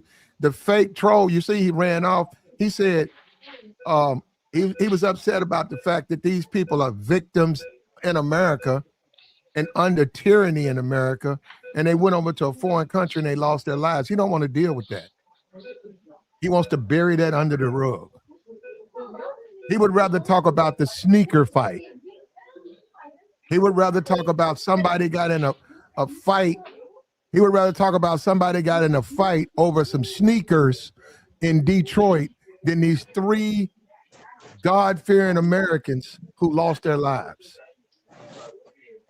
Ratchetness go get played. What's up with you, Leonard? Hey, check it out. The picture of the 3 that you got up there, they died in 2024. No. These are the ones. I just checked it twice. No, they died. That's Sergeant Rivers and some 2 privates from 718th Engineer in Georgia, right here. Okay, hold on. Let me see. Yeah. I mean, I ain't trying to be funny. No. I'm looking at it right now. Yeah, but I know this for sure. Oh no, I got you, brother. No, you're right. Yeah. You're right. Okay. Yeah. They have. I'm looking at it says CNN. No, you're right. Yeah, that's Here we go. What is the damn thing? No, I find it. That was Romy Rome. You know. I got you. Because one of the females was from Savannah, Georgia, and when I used to live in Savannah, so that really made. I'm like, Savannah, but you going to, strikes me weird, somebody in Savannah, but they're not active duty at Hunter Army Airfield. But anyway, that's not the ones. They haven't identified them yet. No. They have. Okay, because I'm looking at this, and it says drone attack in Jordan, NBC Philadelphia, and it's the 3 same people. Yeah, well that's It says Sergeant Jerome Rivers. Yeah, that's Romy Rome. Yeah. Interesting. You know him? No, I don't know them personally like that. But when I was in, we used to, when they cross-trained really with 3rd ID, because I was in 3rd Infantry Division. So, yeah. So that's how come I don't know him? I don't know why you don't know him.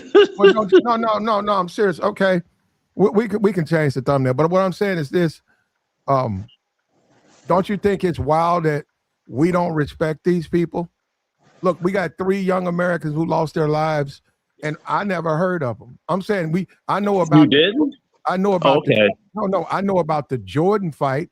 Some Negroes got in a fight over some Air Jordans, but I haven't seen people beat the drum for these people. Now I got you. Well, it's a reason behind that. See, whenever you have Black people in the military, depending on where they from, right? The people around them in the hood will tell them you selling out the hood to go fight the white man war, or you're going to fight for a country that never fought for you. And a lot of negative stuff would be said about you as an individual because you're getting out of urban America. Hold on. I disagree with that, bro. That may be your experience, but I disagree with that. I was in the military and in the combat my damn self. Ain't nobody tell me nothing like that, bro. Well, maybe nobody where you live, bro. What about you, Plaz? Is anybody? I don't know, man. Nobody would disrespect you like that in the hood. Nobody. I don't know, man. Oh, they will say that. Yeah.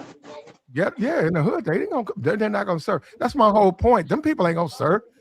Them Right. people look at you like you crazy. You finna do what?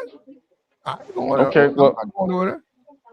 Okay, but then you got so-called the upscale, the upper echelon of the black MAGA and the black conservatives, You're and right. they ain't Right. gonna respect you either.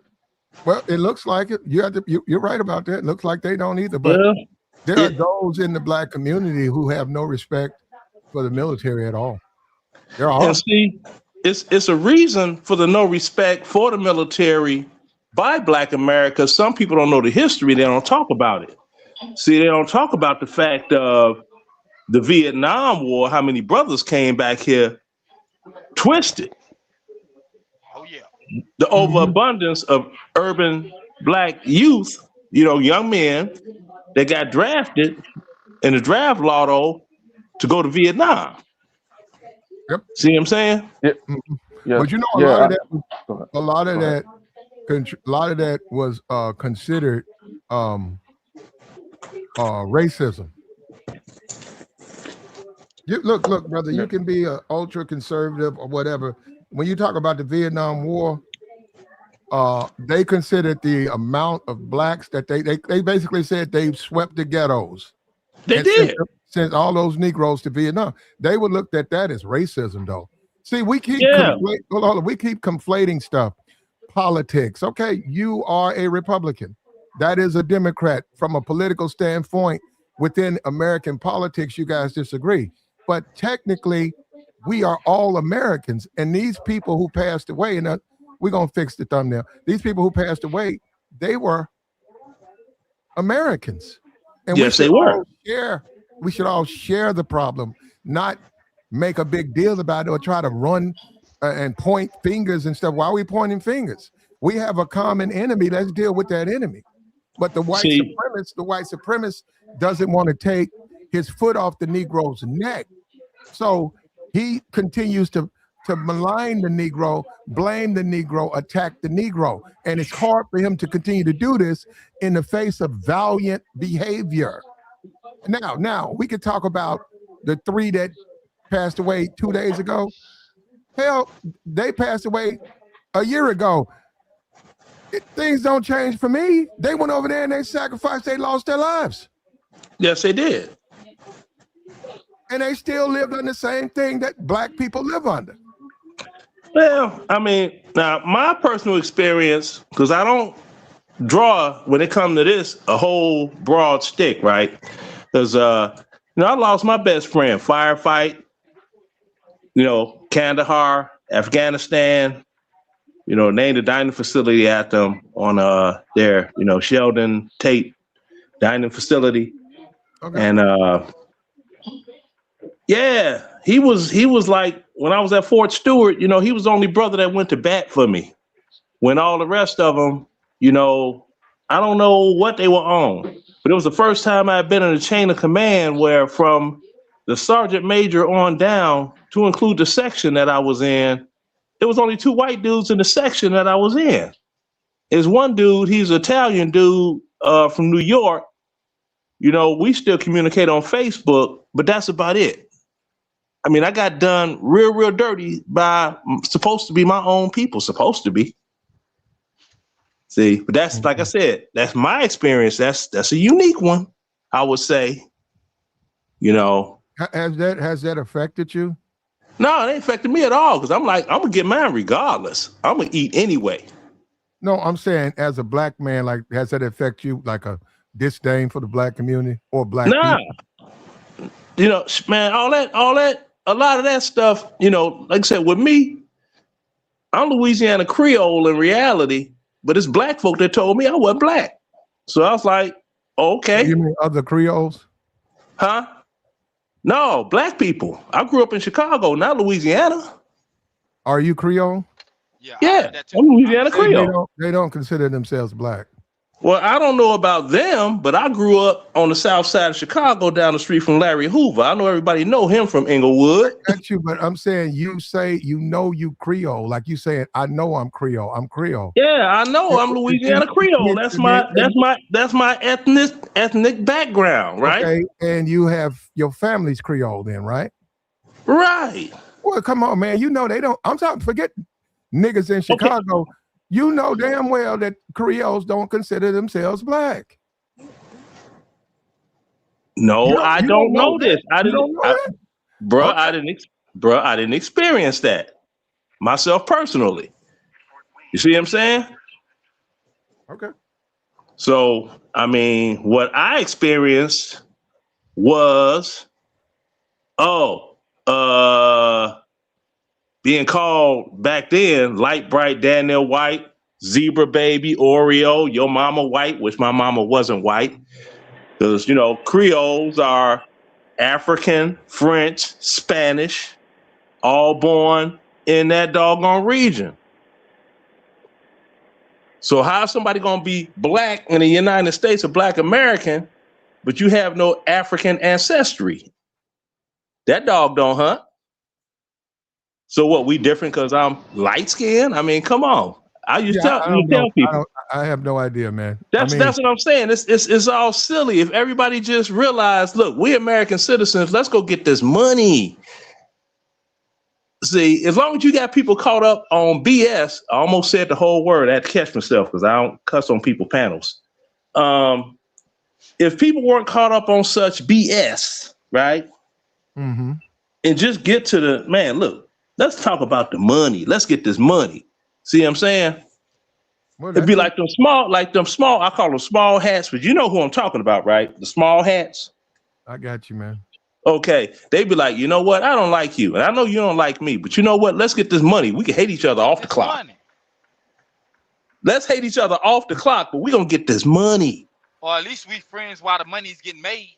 Thank you. See that brother right there? You done said something there. See, you done said something there. So that's how that's how you get and go. But see, you got too many. You got that house Negro, slave Negro thing that has doggone been passed on psychologically since the days of slavery that prevents all that. Nobody want to see the next one ahead of them, and if they behind them, then they want to talk down to them to make themselves feel good about something. You know what I mean? That's the old heads not showing the young dudes no game. Right. But see, that's the thing. See, I'm an old head. I'm a baby boomer generation person. So I told mine what they needed to know, raise them right. Now these other ones, I can't help their poor raising. You know what I mean? They people should have told them, but the people didn't tell them, and this and that. I can give them an example. Okay. What you think about the Obamas when he put the ape heads? You've been in the service. What you think about, like, he is the president? Right. Now, okay. Wait. He's okay, elected. go ahead. He is elected, right? So he's not in campaign mode. So whatever side of the fence he was campaigning on, okay, now he's the president. So he has to represent even the Americans who didn't vote for him. What you think about the ape heads? Okay. Now the video that they had, or the picture of it, is from a video that was made a long time ago saying that Obama was the king of the jungle and all of the Democrats were the subservience within the regime of it all. It wasn't made like however it got put on Trump's page, it wasn't made just for that. This is something that was made. They mimicked the Lion King as Obama being the king of the Democrats in the jungle. Mm-hmm. That's old video. So wait. See, people didn't research it. No, you didn't believe Trump. You don't think Trump saw the video before he posted it? Yeah, probably saw it before then. And hold on, bro. Let me give you the long answer. Saw it in advance of, right? Posted maliciously. Okay, I could buy that. I can buy that all day long like gas. But that video, that was an old video, and he did not make the Obamas into the ape looking whatever it is. That was already done on the video itself. Yeah, but he posted it. Yeah, he posted it. I'm not giving him a pass because he posted it. And he wouldn't. But he I'm like, he wouldn't apologize for it. Right, because he didn't make the video. So that's just like if there's a picture. Hold on, bro. If there's a picture, right, and Oh man, it's like that picture they had of Martin Luther King with the gold chains on and this and that and that and this, or They, Nicki Minaj when she did that album cover looking as N-word. And I went off on that. Man, that's just how it is. All she doing. No, that ain't no. You don't put a picture up of Malcolm X and title it for that type of CD. That's disrespectful. You don't disrespect Martin Luther King. Having him look like he doggone Gucci Man or whoever raps. So what I know them young folk be rapping, but y'all know who I'm talking about. If y'all younger than I, which probably are. But she ain't from here. Okay, I already know Nikki ain't from here. That ain't got nothing to do with the from here. I mean, truth be told, when they talk all this tether stuff, Malcolm X's mama was a tether. So that makes him a half tether. No, brother, that's not the definition of a tether. We really. Well, however they say black people that they look like blacks, but they're not from here. They're from the Caribbean or whatever. That big old debacle black folk are involved in now. His mother is an islander. She's from Grenada. And, the father is from the United States. But either way it go, it was a bad move. He shouldn't have doggone put that on his Truth Social page. Okay. That was that was BS. And I call people on it. That was BS. Mm-hmm. And that being said is by someone who's been in the service is once you become president, you got to represent everybody, even if you disagree with their politics. Do you agree with that? Well, I don't agree with you got to represent everybody if you don't agree with their politics. Okay, you have to agree with everybody as long as you're in agreement with the Constitution of the United States of America. Okay, well, what about service members? What about service members? Something happens to a crew of people serving, with you in your battalion. None of them voted for whoever the president is. Do you think it's appropriate for him not to honor and respect their sacrifice? No. If they didn't vote for him? It doesn't matter at that point. If you were in the military, you're serving and protecting the Constitution of the United States of America, which is for everyone. So politics got to get removed out of it.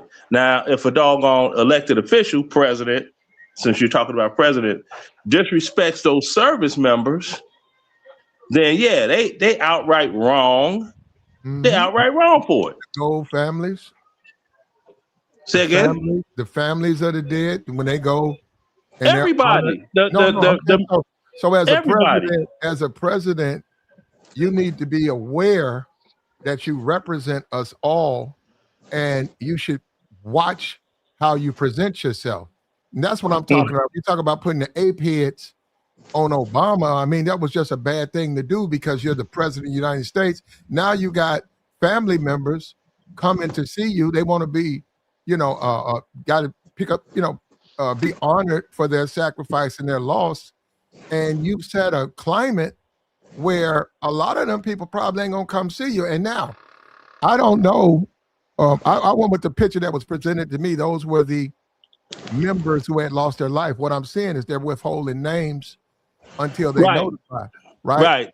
Till the family's notified. Right. So something's odd going on with that. Okay.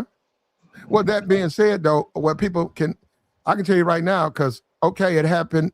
I stand corrected. It happened a year ago. There still were 3 black people who lost their lives in the face of racism and hatred. So you can disagree with me, but I stand on what I said. And where's the honor? Where's the respect? Why didn't we celebrate them during February? Why didn't we say, hey, today we're going to talk about these people? Nicki Minaj, NBA YoungBoy, do they even need promotion? They don't even need. Why don't you give it to the people who sacrificed? And not for nothing, not for no money, just respect.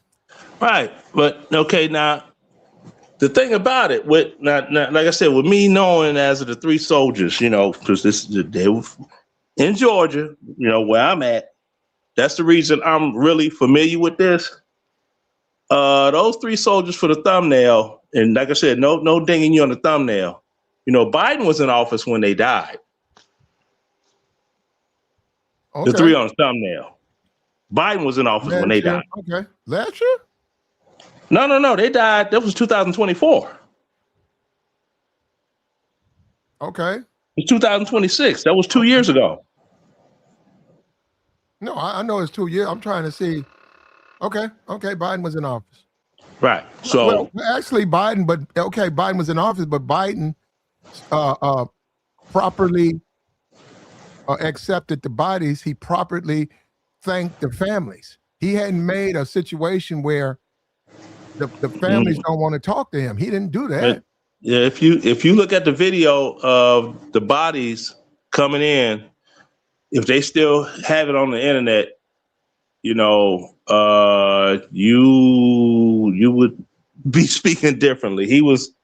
He's sitting there, he's looking down, looking at his watch, standing there, looking up as the bodies were being taken from the plane to the vehicle, and he's looking down and looking at his watch and just like, okay, are we done now? Can we continue?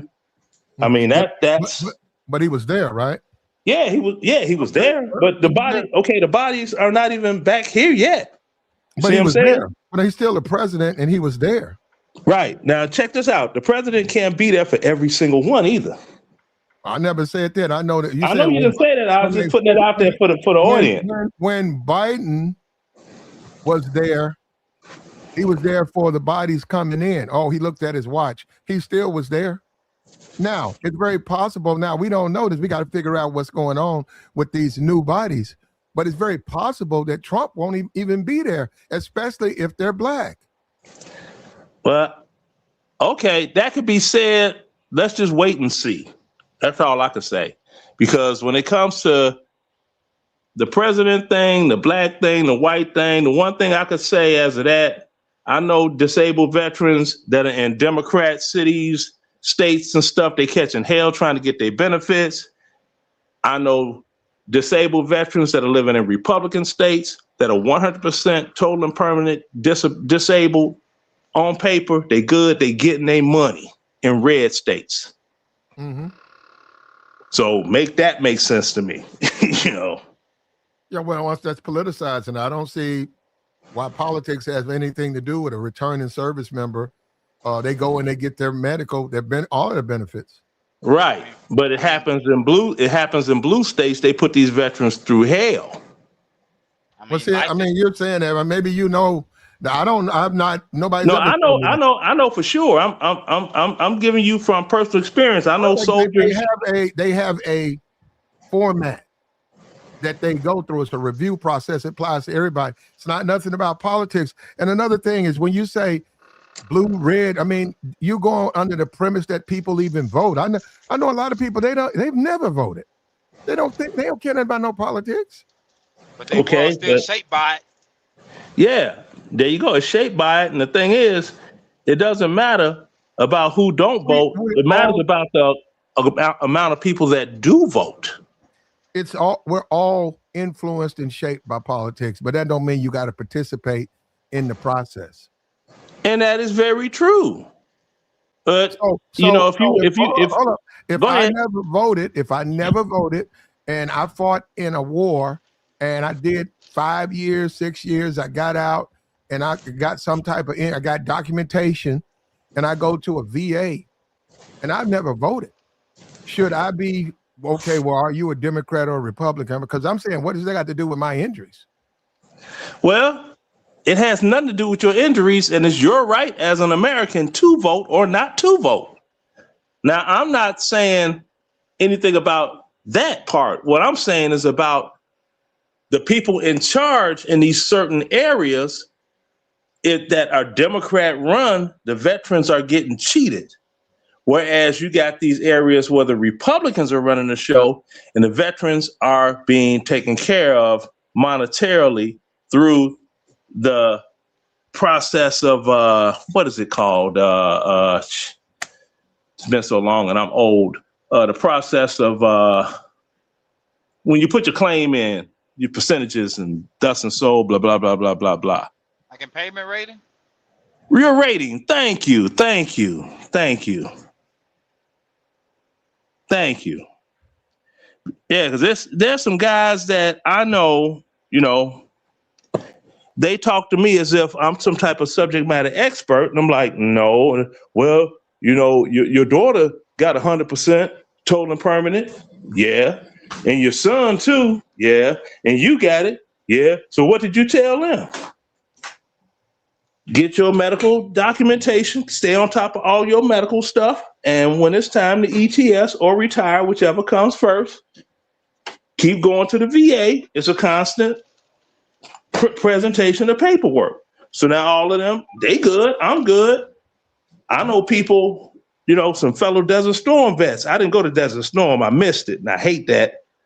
That's why I went back active duty after 9/11. Because I've felt that I didn't do my part like my other combat engineers. What's a patriot to you? What, my definition of a patriot? Yes. Okay, my definition of a patriot is a person that appreciates all of the freedoms that they have that are being provided to them by said country, and they're willing to at least devote 3 years of their life to show appreciation for what they're born with, which a lot of other people aren't born with in different countries. Okay, if I take my truck, right, and I put MAGA flags, or on the other side, Joe Biden or whatever, Kamala Harris flags, right, and I'm riding around and I'm hardcore political, I'm a partisan. I'm either a Democrat or I'm a Republican. I'm a hardcore partisan. And I'm riding around the community with flags, and I got a bunch of signs in my yard, and I got a flag in my yard. Does that make me a patriot? No, that makes you a supporter of either the Democrat or the Republican Party. But somewhere lost in the sauce, I think a lot of people think that's patriotism. They do, and they do, and it's not right. They do, you know, like, I mean, there was this guy that was one of them F Trump dudes, big goofy white dude, right? He was on, I'm a combat vet, I'm this and that. Yeah, somebody got a hold of this DD-214, false valor. No one's heard from him in a long while. But then you got that doggone backwoods country dude, I forgot his name. I don't want to say his name on here. I'm not trying to promote people.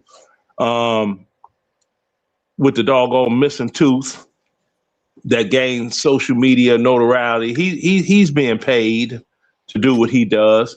Then you got the black dude that's he wears a dress blues master sergeant stripes on the uniform with a whole bunch of medals. But he's only got 3 hash marks on his right sleeve, which means out of all them years, he's got what, 18 months in the sandbox? The math ain't mathing.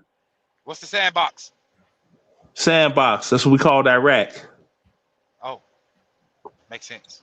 Or Afghanistan. We called that the rock box because they got a lot of rocks and people messed up their ankles trying to walk around over in Afghanistan. Do you think Trump, his behavior is appropriate for a war president? Hold on. Let me just add this little piece to it. Okay. Returning dead American service members who may come from all parts of our society. Do you think that he's been behaving in a way that you're asking people to give up their lives? Do you think he's been behaving in an appropriate way like that? He put the 8 faces on the Obamas. Go ahead, brother. He didn't put the 8 faces on there. The 8 faces were already put on there and a whole other thing. Okay. Like I said, it's just like if I was to take a picture of Joy Reid and they got her looking crazy. Somebody did a crazy picture of her and I reposted and I'm laughing about it. Okay. Yeah, I'm laughing, but I didn't make the picture. You see what I'm saying? That was already made as of a promotional. It was made as a good thing at first, and people fell in love with it. But you Then once Trump clipped it, Leonard, okay, it's the same thing. It's not the same thing. Leonard, if you took a Joy Reid picture and put an ape on it, put it on your page, I go over there and share the page. I'm doing the same thing you're doing. Okay, it's just like this. And I'm not trying to mix and match and roll around move the goalposts. And what was it? The Lion King, they did the same thing that was done in the movie Roots, right? Hold the baby up, witness the only thing greater than yourself and all of that. Now, say that the Lion King was not geared as of its children, animals. It was geared as whites are supreme to blacks, so these are the jungle animals in Africa, and you know, it could have all of this racism, this, that, a lot of stuff could get pushed all the way around. Oh, well, let me ask you this. Who should make the sacrifice to get along? Who should make the sacrifice to get along? Blacks or whites? Because you're not, I follow you, Leonard. All of this racism, smashism, we got to get along. Let's get away from all of this color stuff. Okay, who should make the sacrifice, blacks or whites? Blacks have, I'm not going to answer the question, but go ahead, help me. Okay, well, this is just my opinion. There's no need for sacrifice except in urban cities, depending on where you're from. Now, Chicago, I can use Chicago as an example for this. Chicago is racially divided. Nobody crosses lines. I mean, you got black people from the South Side that don't get down with black people from the West Side of that city, right? You got all the white folks, they're on the North Side. South Siders, West Siders, East Siders don't really parlay on the North Side like that. Everybody's separated. And you ain't got nothing going on between the two or the few. So if everybody just mind their own damn business, stay out the way, everything will be cool. Because I'm like this. If it's a white person, you don't like black people, I'd rather you let me know, because I'm going to stay away from you. Instead of you going to smile like you my friend and end up have me in some type of situation I should not be in, whereas I could lose my life. You see what I'm saying? So I can respect that. You know, I don't like your kind. Good. Now I know to stay way the hell away from you, and you stay away from me, because you know we pack too. We strap. We not my parents' Negroes. We're supposed to cap in you. You dig? Do black people? Let's go. They've identified descendants of slaves. They've identified them. They went through the process of, they know exactly who should be the recipient. Do black people deserve reparations? Yes, they do. For the blacks that are doggone ancestors of the slaves that were freed via the Emancipation Proclamation. But see, what Black America is not looking at is the way stuff is passed down, right? Now, let me give you an example. Say, for instance, that my son passed away before I do, right? But he has children. I pass away, leave something behind. I have one other child. The one child thinks they get everything. No, they don't get everything. What was supposed to go to my child in that order goes to his children, but it gets split. So now take reparations. This person was entitled to reparations and didn't get it. Okay, how many relatives do they have after that? Everybody don't get the $325,000. All that money gets split up. Them your reparations, right? No, that all the money gets split up amongst those blacks. Leonard, if we get them, it's not going to be no $325,000 for me. Not per. You bullshit for me. Look, Leonard. Okay, them. Okay. I'm pro reparations. I'm pro reparations too. What you expect them to be able to give you, man? If I gotta take it, $5 million, but what I prefer 12. I prefer They're 12 not million. the United States government is never going to issue that amount of money to Black Americans. That's a pipe dream. Eventually, yeah. No, ain't no eventually. It's not going to happen. What the danger, Leonard? The danger with lowballing, right, is you'll get less than the 325. If you It's go in not about $325,000, they'll probably give you 30,000. okay. Look, it's not lowballing. I'm telling you how things work. If you pass away, not you. How can I put this? You have children. You have children that have children pass away before you do. When you pass away, what you had earmarked for your children goes to your grandchildren. If you have 4 grandchildren, opposed to only having 2 children, and just for the mathematical simplicity, you left $100,000 behind because you wanted each one of your kids to have 50 apiece. Each one of your kids got 2 kids each. Now each one of your grandkids of the 4 get $25,000 each. That's how it go. So whoever family was to get reparations, and it will be multiplied to the rate of inflation all the way up to today now. Once they determine, okay, this was the original recipient of this money. Now that money gets divvied up between all of the family members. It's not going to be, we owed this person $5 million to today's rate of reparations, so we're going to pay each one of their ancestors $5 million. It ain't happening. I heard what you're saying, but those who are pro reparations, hardcore, I'm for it. I wouldn't say I'm hardcore, but I'm talking about I'm for it too. Wait a minute, they making streams and all of that. They are not going to listen to that. I can already tell you about all that. What you're trying to say, they don't want to hear that. They want the money. They want their money now. They don't care how it affects the American government. They could care less about it. They look at it, that's your problem, not mine. Give me my money. Give me my 12 million, and we good. I know that, but the thing, they don't want to hear it because they don't want to hear the truth, and the truth is that's how things go.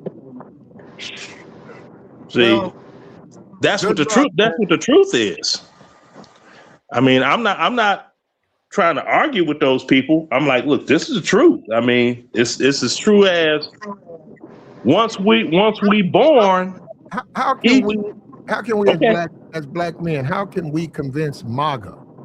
Because I was saying Trump could do it. I said of all the presidents we've ever had, Donald Trump could get black people reparations, but he would have to get MAGA on the side of rewarding black people reparations. No, he wouldn't. He could do it by executive order himself. Trump is a gangster. We got to get the money though. He could say, but the Congress got to agree that they're going to pay us. I'm saying, how could he get? But if we could ever get the majority of white America, right? The majority, like a MAGA, you can get 100. If you can get 90% of MAGA that's pro reparations, we get them. And I'm asking you, you familiar with MAGA? Yes, I'm familiar with the MAGA thing. Okay, that was a statement made by Ronald Reagan, and it was a statement made by Bill Clinton too, "Make America Great Again." But now that Trump says it, now it's a whole big issue about it. When Ronald Reagan initially said it in 1981. No, we're not talking about the name. I'm saying you're familiar with MAGA. How could we get the members of MAGA or the people claim to be MAGA to listen and accept we want reparations and be pro reparations? Well, that's a answer I don't have. I really don't, because they got these. I've seen they call them MAGA supporters, or they'll call them MAGA, and that's doggone media sensationalism over a hat. Okay. Then they're going to sensationalize it to say, well, that's the new KKK, or this is the that, or that is the this. And, all of it's sensationalism. I'm like this. This is the United States of America. Ain't nobody giving you nothing. You got to go get it. And you don't have government backing to take anything by force. So you better go get your money. Well, you got a petition for it, and you got to go through a political process. But YouTube, or you got to get YouTube. How about this? YouTube will give you reparations. How about that? Because it's something that's gonna happen. I know. I'm following what you're saying, brother. I'm just saying I know these people. I know a lot of people who are, and I'm pro reparations, right? But when I start talking about how to get it, I notice how there's a detachment from the conversation. They don't want to hear that. They don't want to hear you got to elect people who are pro reparations. These are the things you got to do. They just say, no, just give me the money. And I said, Yeah, well, okay. yeah, that's short-sightedness. But the thing is, when it comes to, it ain't so much as the MAGA crew, the Congressional Black Caucus. They should be spearheading this strong, and they're not. See, they ain't gonna get brought up in the doggone thing. So should only black people be advocating for reparations? Weren't only black people victims of chattel slavery in this country? Okay, who were the oppressors? The oppressors were the Europeans that came to this country to have it as the new land. Is it fair? I was gonna say racist. Is it fair to ask a black politician to do something a white politician is not doing? Yes, because they're in the political position to shake things up and make things happen. See, one problem that people have is they don't understand. You change things from within. You check down. You don't check up. Okay, so a black politician, he has to clean up, make sure black people straight, do A, B, C, and D. The same white politician, nobody holds him to that level. How is that fair? Life isn't fair, number one. Then number two, black politicians holding anybody to any standard, it ain't no holding to any standard. It's what's right for this group of people is what's right. You were a victim of chattel slavery from your ancestry, right? Right, okay. Money that was made over and over and over and over again in this country benefited a certain group and not your people, right? So your people are owed this money. It's only fair. Unfortunately, life is not fair, but it's only fair. Okay? I disagree with it. I think that's unfair. I think if a black politician is in power and you say, well, you need to help all these black people, and then the white politician comes behind him and nobody asks him to help black people, I don't get it. He's still okay. He has the job. Wait a minute, he has the job. Okay, we need 3 new schools in our community. Okay, the black politician wins. We need 3 schools. He said, well, I got to talk to the city council. I got to get into politics. I got to do some things. I'm going to have to sacrifice some things to get the 3 schools. We need our schools. We black. And then the white man comes behind him, say he loses election. White man come behind him. Negroes don't put that burden. They don't ask him for nothing. They said, well, you white, he ain't going to fix our schools. I said, wait a minute. He's in power, though. Why don't you demand he do the same thing you was demanding? And I said, what is this additional racist burden black people put on black politicians? Like the black politicians can solve their problems by themselves. It's like they all got to work together, but just because the person black, everything's going to change. They got to get everybody to change. That's why I said, if you want reparations, you got to convince MAGA. Okay, you convince black people. Okay, what about MAGA? Oh, that's impossible. Well, you got to do the impossible if you want them. And who is going to be the group that's going to be out there like that, right? I don't own that. It's going to be black groups like the civil rights groups and blacks that are in government, like during the civil rights era. That's how you make it work. But I think we've moved beyond. I think the days of going out, getting sprayed with hoses, bit by dogs, so you can move the moral center of America to favor your cause. I don't know if there are people out there that exist now. Like those people, the Dr. King people, they don't even exist anymore. Yeah, I know. The Dr. King group, the group that I directly benefited from as of my childhood, yeah, they're gone. What they did worked. So if something worked, why not keep doing it? It's very simple. But from what I see, this is just from what I see. I see a lot of got the hand out, want it, but don't want to put in the work for it. Because this country, you're black, you in this country, you're getting nothing for free. You better work for it. But even when they work for it, what about the respect? Damn respect. Give me the money. You can call me the N-word strong all day long. How much money do I got in my bank? Talking about those soldiers, those service people, those three. It happened a year ago. I'm talking about those 3 service people who lost their lives. Where's the love? Where this February that just happened? Because I wasn't familiar with that. This February, there should have been at least one day. And I'm gonna hop on your side on this. One of the members of the Black Congressional Caucus should have made a statement. They should have called a press conference and said, hey, we want to honor these 3 Black service members who gave their life last year. They lost their life in Jordan. And let's just focus on them if we can for today. I think they should have did that. We walk around talking about Nicki Minaj. We walk around talking about exactly. I said, they're out of order. Like right now, it's got Trump talks, Iran attacks, and Medal of Honors ceremony.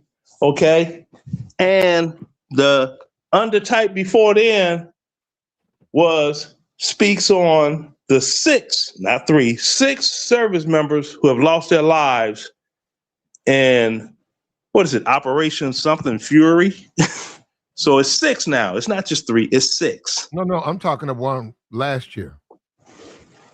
Wait a minute. Last year? So you're talking about the 3 blacks. That's all you're talking about. You're not talking about the current ones. Well, when we get those, obviously they matter, but I'm saying we know the identities of the 3 blacks. So, right.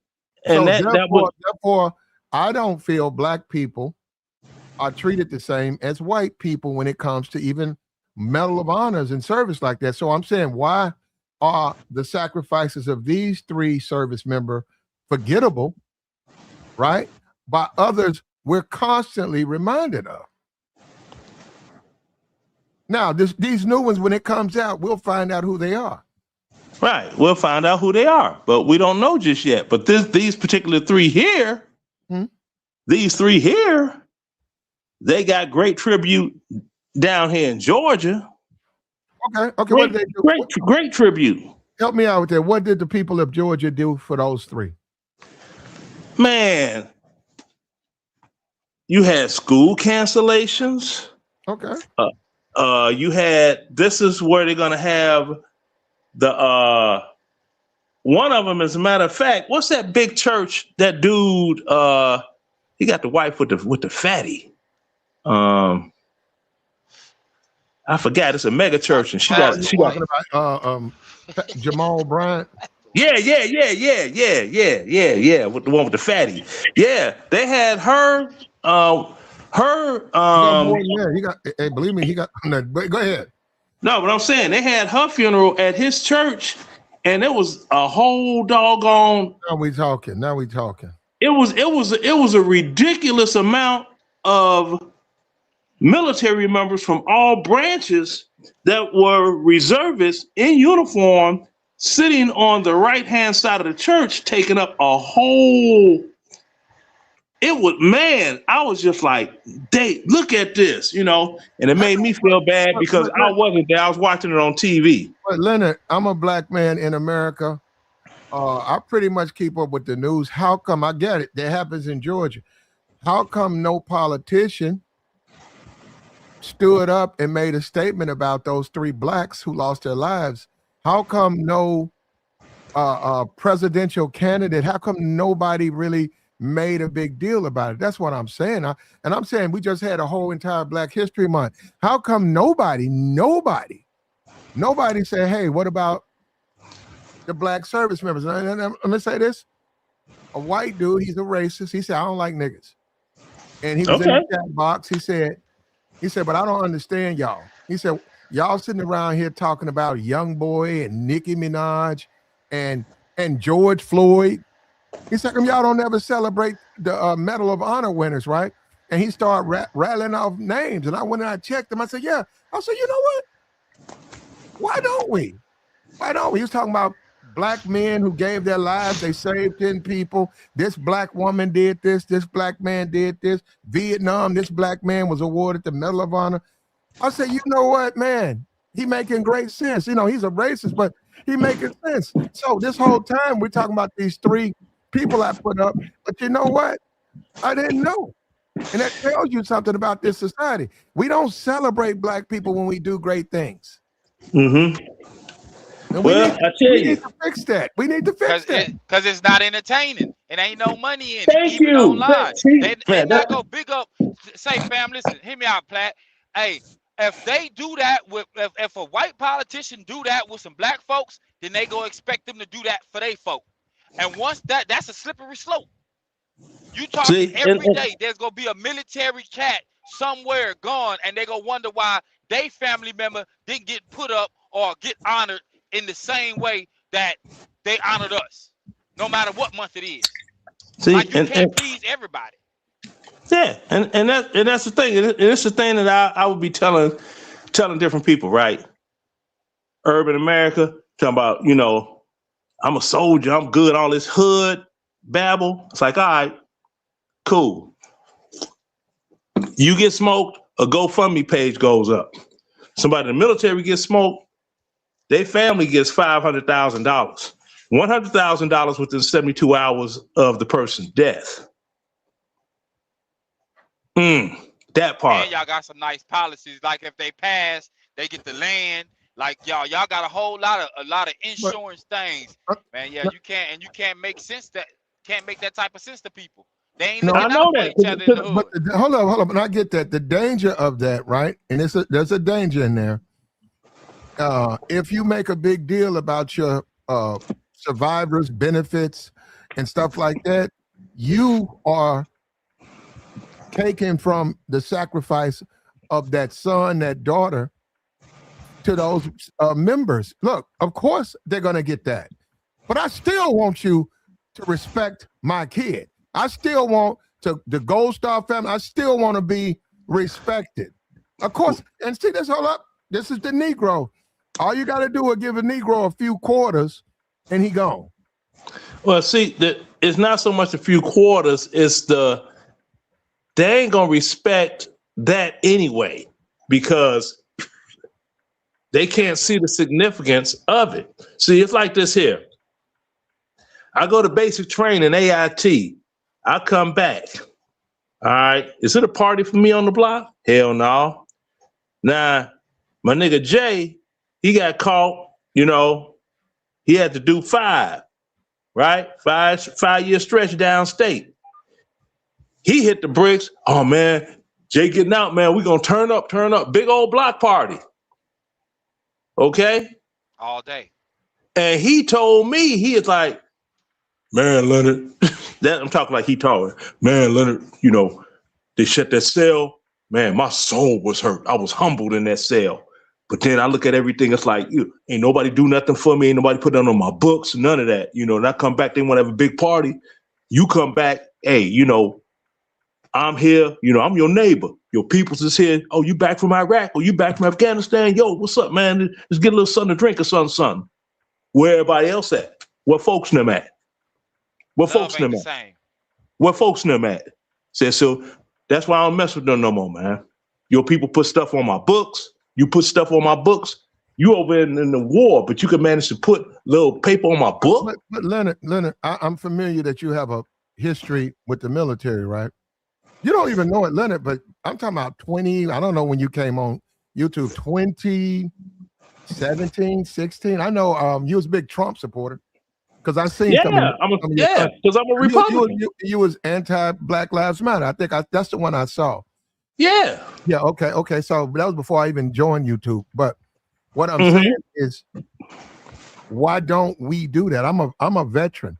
And I'm saying, I get that, my money on my books, thug it up and all that. Why is the Black community always doing that when we don't have to have we don't have to have comic book heroes? We have people, we got plenty of Medal of Honor winners. Real heroes. We have plenty of Medal of Honor winners. You know, those 3 blacks here, I didn't know that was last year. Why wasn't all this senators and stuff? Why aren't they bringing up those names? I'm not saying that's all they need to talk about. Michael, you don't have to just go up there and talk 2 hours, but you can say, hey, I want to say thank you, God, for these members. It'll take 15 seconds. We don't ever want, I'm saying we do it. And then we turn around and try to get the white man to do right by us. Well, he ain't going to do that. We got to start taking the mantle of doing that. Now, see, hold on. Now, one point, check this out. Now, it ain't gonna surprise you, but it's gonna surprise you. I know that sounds stupid. Now, for the 8 years of the Iraq War, 899 Black American military members were fatalities in that 8-year war. That's 2 years in Chicago. But, no, hold up. That's 2 years in Chicago. I see. They lose more than that. No, I see where you're going with that. Right. But you're talking about somebody who's serving their country and under the threat of war or doing war versus the ongoings of dealings in a particular city. Right. You can't really make that comparison because Now hold on, brother. You can. No, you on the black on black crime, right? There's no such as black on black crime. Crime is proximity based. Crime is crime. Crime is crime. There's no such as black on black when you get crime. Those numbers, are you just talking about the entire Chicago? I'm talking about the entire Chicago. Okay. If I could speak. You have a extreme low percentage of whites that are eliminated in Chicago. Maybe about 10, 12, some odd per year. I know you're probably going to say I'm wrong. Let me ask you this. Are white people, white men, let me ask you this. White men, let's go with white men. Are white men just as violent as black men? Black American. Oh, yes. There you go. Yes. There you go. No, go ahead. No, you go. Thank you, brother, because I got you.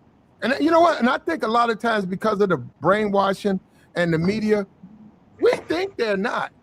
I disagree. They're quite violent.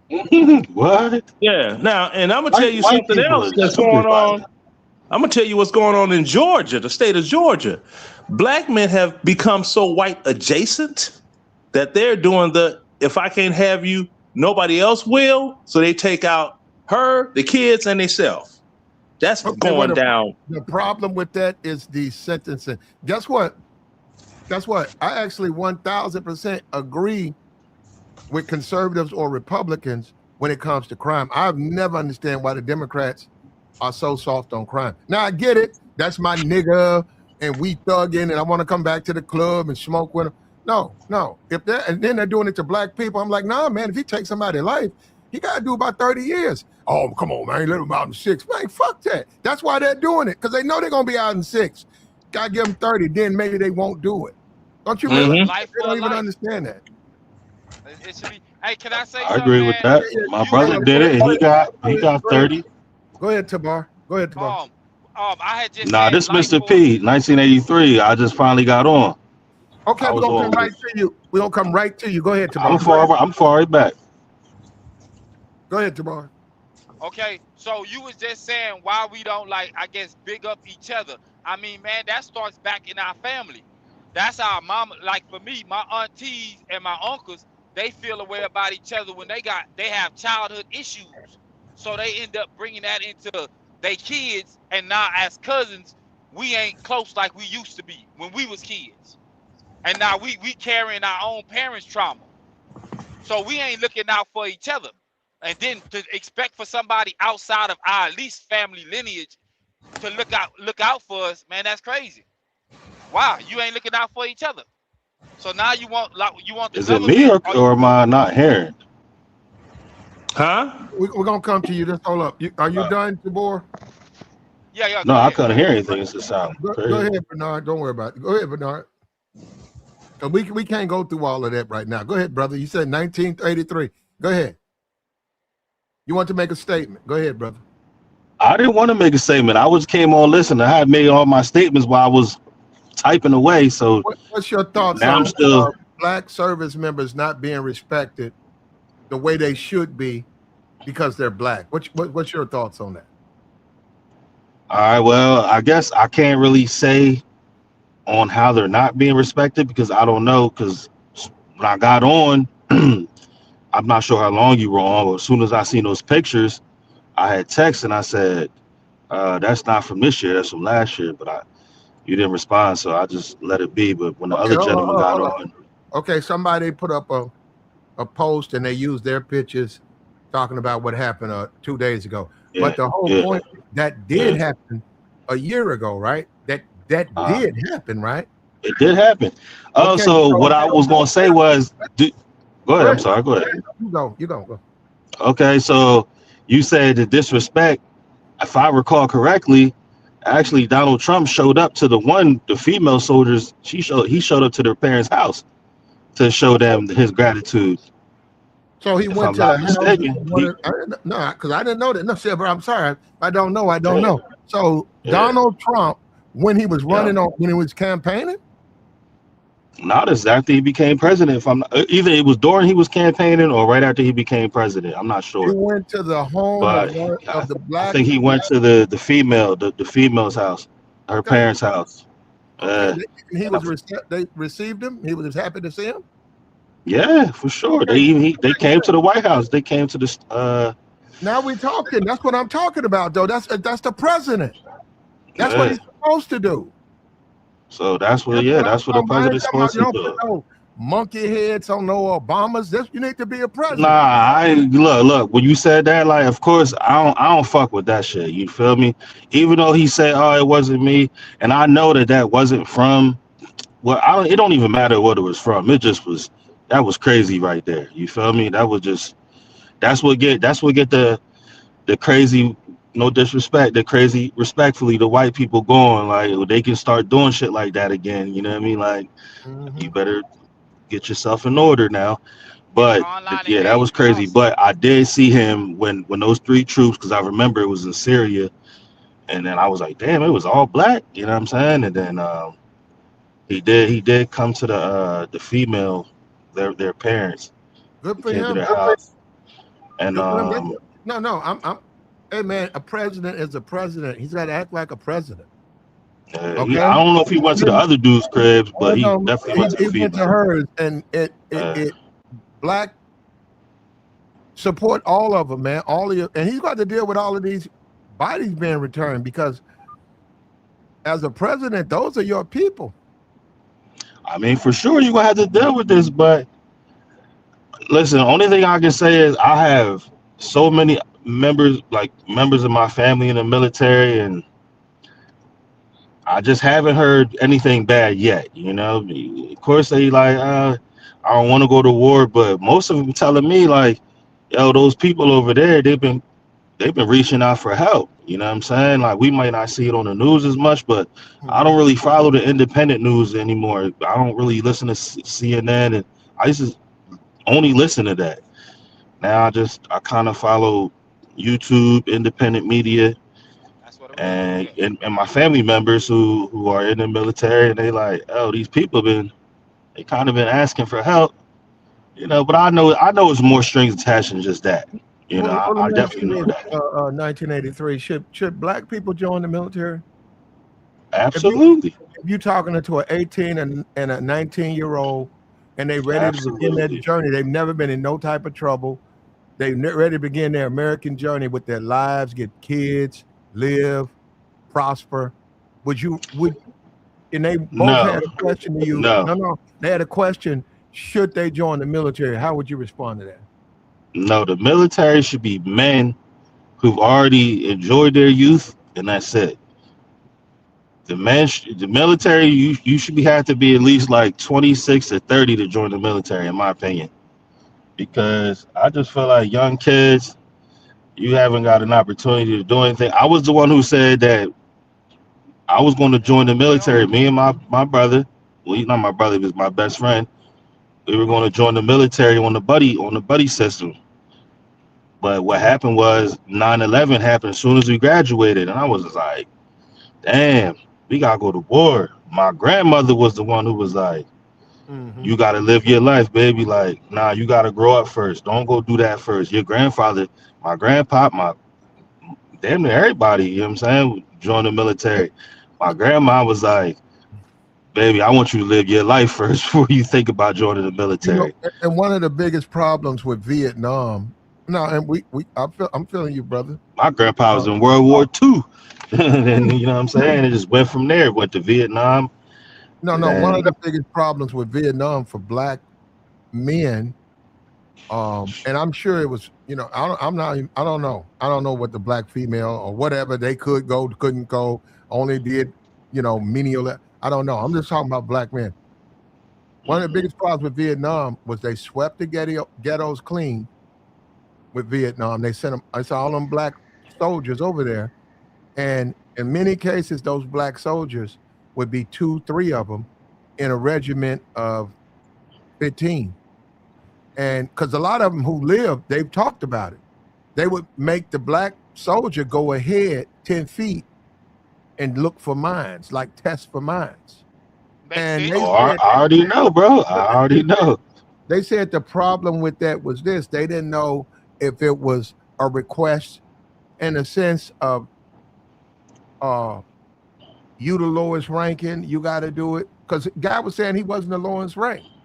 Or these white folks was thinking they was expendable. And he said that's why a lot of blacks deserted. Because they looked at it and said, if I don't desert, I'm not going to make it. Because they're going to keep trying to get me to stick my head up first to see if it's okay to look up. And he didn't say, okay, Sergeant is telling me, hey, look out there and see if it's okay. And he's like, man, them bullets flying. You got to do it. That's a lawful order. So them dudes ran off. They said, man, fuck this. I'm out of here. But what else would you expect? Hey, I got definitely some of the same information. My uncle, I think he's about 80 years old now or 78 years old. I mean, he told me some of the same type of things, but he also told me some other things. But he also told me that we should have never been there. Nobody should have ever been there. That's what I'm told. Shouldn't That's what have I was happened, saying earlier. Y'all shouldn't have went. You know. No, hold on. I mean, I don't know. I don't know what to say about that. I wasn't born at that. Go ahead. Yeah, hold on for a minute. Yeah, go ahead, Tabor. That's what I was saying earlier. You were talking about they was in the service. They was black. The ghettos got swept. They sent all these blacks to Vietnam. They get into a regiment where it's 15 members, but there's only 2 black members, and they're telling you need to go ahead 10 feet and check for mines as we walk. And you don't know if that person is doing it because you are low ranking or they're doing it because you're black. But so okay. What you're talking about is the point man. Okay. Okay. But you don't know who. You don't know why you're doing it. Oh yeah, you do. That's infantry talk. That's why I couldn't get into that. Right? Let me give you this knowledge. Your point man. The point man is always the lowest ranking individual. All right. And the mentality behind it is they're the lowest ranking. They don't have as much time in country, so their life don't mean as much. That's the key word that my uncle would tell me. Right. So there. I was a combat engineer. No, I follow you, but where there's some disagreement is a lot of the blacks, you can go and look at them now. These guys are retired. A lot of them passed away. They did make videos. Their family made videos. They were saying they were not the lowest rank, yet they were constantly being requested. I disagree, but my uncle told me the same thing that this gentleman just told me. I told him he's 80 years old now. Yeah, that's when you. That's exactly what he told me. The lowest ranking. That's just how He was never requested to be a point man. You don't get requested. You are told to be point man. Corporal. If you a higher rank, somebody else in the group is a lower rank. He was never requested to be a point man with other people in the group. I mean, I can't say if that didn't happen or not. It probably did happen. I can't say that. You know what I mean? It happened to a lot of blacks. And a lot of blacks. Hold on. A lot of blacks. I got to go back and ask about that. What do you think motivated these black men? Go and look at the UA or whatever desertion rate in the Vietnam War. It's ridiculous. If black men were running their ass away, going to Vietnam off because they felt, I'm saying it wasn't, you say he's a deserter or whatever, a traitor. Okay, I get that. But why was he doing it? He was doing it because they was making him do shit he wasn't supposed to do. You gonna run the point, and there's two other people, they white, they're lower rank. But we want you to do it. No, bruh, stop. Come on, man. I mean, for real. I ain't trying to be disrespectful. I just never heard these kind of stories. If you are a corporal, which is an E4 and above, you are not walking point. Okay. And you was in Vietnam War? No, my brother was. I don't know. I wasn't in Vietnam War, so I can't even. And he told me many a story. He was with 82nd Airborne. He told me many a story of things that occurred over there. I was in Iraq and Afghanistan. Yeah, that was different. They were doing that in Vietnam. Yeah, different time. They do it in any conflict. If you are on a patrol, check this out. Talk to some of the Marines that were the ground pounders and going, Fallujah and all that. Who was the Marine that was out front? The private. Okay. Yeah, I'll give you that. Hold up. I'll give you that Fallujah, the Vietnam War. We talking about what, the 60s? We talking about, I don't even know, 62 or maybe 70. I mean, 50s. 70s for sure. We talking about the 60s. The Vietnam ran for about, I think, 8 years. But wait a minute. We got factual proof from survivors who were saying a lot of the other guys would run because they was doing shit like making them run point in Vietnam with all of those. All right, so can I just put one thing out there? Yeah, go ahead, man. I just want to say that my uncle, he was the what's the shit where you recording shit? Videographer. That's what he was in the military. He was journalism. Yeah. Journalism. Okay, there you go. He was journalism. So I'm just gonna say affairs, but yeah. Okay, public affairs. You got it. I want to make sure I lock into your channel. I'm not leaving or anything, but I literally want to go back and ask him that, if he's seeing some of this type shit. If he has the time and it's convenient. Shit, for sure. I'll try to. We would welcome him up here because I want to ask him because I think he'll agree with me that I do too, for sure. They was sending Negroes to Vietnam and they was making them Negroes run point. They was making them Negroes go into tunnels. They was doing all that stuff. And no. Hold on, bro. I can't argue all that. So hold on. Let me look. I can give you a wealth of information on that. Now, tunnel rats.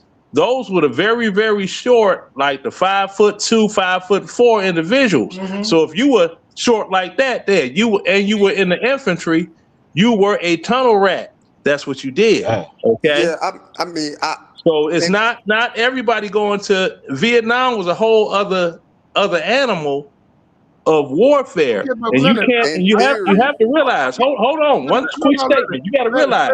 Leonard, you agree with me on the racism they swept the ghettos. You agree with that, right? Yeah, they swept the ghettos. I agree with that. They said, okay, hold on. There's no racism within the troops. Oh my goodness, bruh, you gotta let me finish, bruh. Platt, you know what they call it, Platt? They call it racism within the ranks. You know what they call it, Platt? Yeah, man. Now to the gentleman that served in the 82nd, man. Look, respect to you, man. I salute you. No. That was my older brother. That was okay, your older brother. But you said I believe you said you was a army engineer or something like that. So salute to you. Yeah. I was a combat engineer, and I was also a 92 Golf, which is a cook. Are you understanding what Platt is saying? I understand Platt not discrediting what you're saying, but what Platt is saying is that it's racism within the ranks. So you serve in the military, and so personally, you may not experience racism, but you may have known of somebody that experienced racism, or heard the stories of racism. So it's not out of Racism is opinion, or it's everywhere. not out of contention that the stories that Platt is telling you now are not unheard of. Myself, Right. I've heard of these stories. Nah, I believe You it's. know, I But like believe I so it's said, actually happening. You know what I mean? racism is everywhere. Racism is never exactly. going to So disappear in this country. when Platt is telling you he has heard of accounts, read of accounts to say that a black man said this happened to me, and then you say no, no, no. How can you say no? How can you I'm not okay. I emphatically did. Oh how my no, goodness. you did. And you put logic behind it by giving your experience and saying, hey man, corporal and above, they not doing this. But They're what if a not black unless man it, was now if a it's what if a okay. black man hold on, brother. What if a black man was a sergeant and that lieutenant or that captain that was in that field told him to go? So now you discredit what that black sergeant No, went through? no, and I'll tell you why. Okay, so but that's Bruh, what Platt. are you Hold on, willing to hold on, listen brother. to for me to make my point? That's what Platt is saying, Yeah, and I need to ask both of you're refuting it with them. information that should be common, right? We all understand there's ranks in the military, there's positions, there's MOSs, all of that stuff. We understand that. But you can't refute somebody's anecdotal experience and Platt is telling delivering their story, and you're refuting it, saying that nah, man, it ain't no way that happened. Like, come on, dog. There is a way that it happened. Come on, bro. Okay, bottom line up front. Number one, captains are not out doing patrols and stuff like that. They don't do But that. okay, Hold on, can I do finish? captains give Oh orders? my They goodness, give bro. orders, See, right? how am I gonna answer one question if you're gonna ask me another question in the midst Okay. of me Hey answering yo, hey the yo, who's the question? dude? Who's the dude who just gave the perfect breakdown and like you just gave the perfect breakdown about the anecdotal stuff? What's your name, champ? That's JR, Jr. bro. Jr. Okay, I don't know if I'm mistaken, but the dude who talking now, he sounds very familiar. He like to argue on a lot of different channels. And that means what? That you like to argue, and I Participate. don't know. YouTube wants you to do that. It's for sure. But every time I go somewhere, I hear this dude's voice, and it goes left. Jr. It don't be goes on far tonight, though. left. That man too busy. That man got a lot of shit on his plate. He ain't got no time to be running around panels. Go ahead, Leonard. You wanted to Okay, yeah, go check this about out. Captains are not out there in the day-to-day and all of that. They're not. The lieutenant is the platoon leader. Okay, and normally that's a butter bar, not a first lieutenant. They give the information that for the mission or whatever needs to be accomplished, they give that to the platoon sergeant. The platoon sergeant in turn gives it to the squad leaders. It's a chain of command. So for all of the, but if a lieutenant say, come on, man, if you don't have order, you don't have discipline, everybody goes. Bottom line up front. That's all I'm saying. Now, I'm not saying something doesn't happen. I mean, I can see if you be like, okay, somebody jumped off the roof flapping their doggone arms like wings and they actually flew. Okay, we know that didn't happen.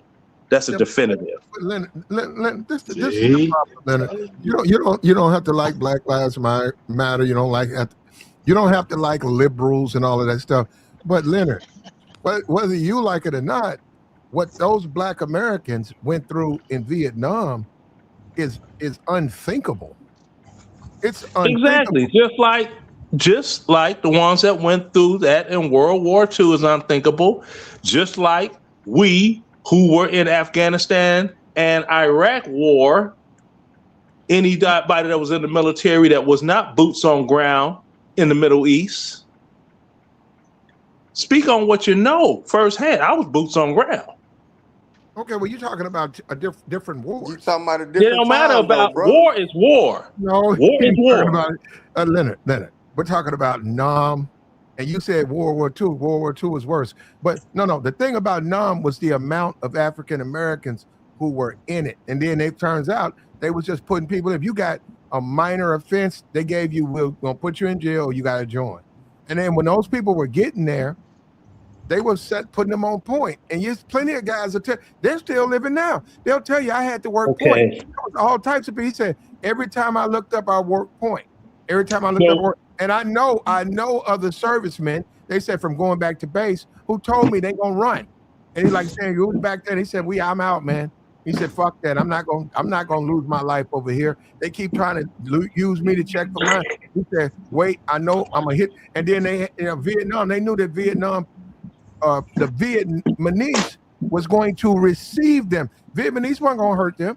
Once they ran and was found by the Vietnamese, a scout group, they took them inside Vietnam. And matter of fact, many of those men never came back to America. They died. That's right now as we speak. Right now, there's a healthy mix of supply of Vietnamese and Black American that's been over there since the Vietnam War. Well, my father said that those men that was fighting for Vietnam, a lot of Vietnamese over there. They used to tell them, this is not your war. A lot of black. My wife Vietnamese. There's a lot of mixture still left from the remnants. You been over there? You been over there? Yeah, and you got a lot of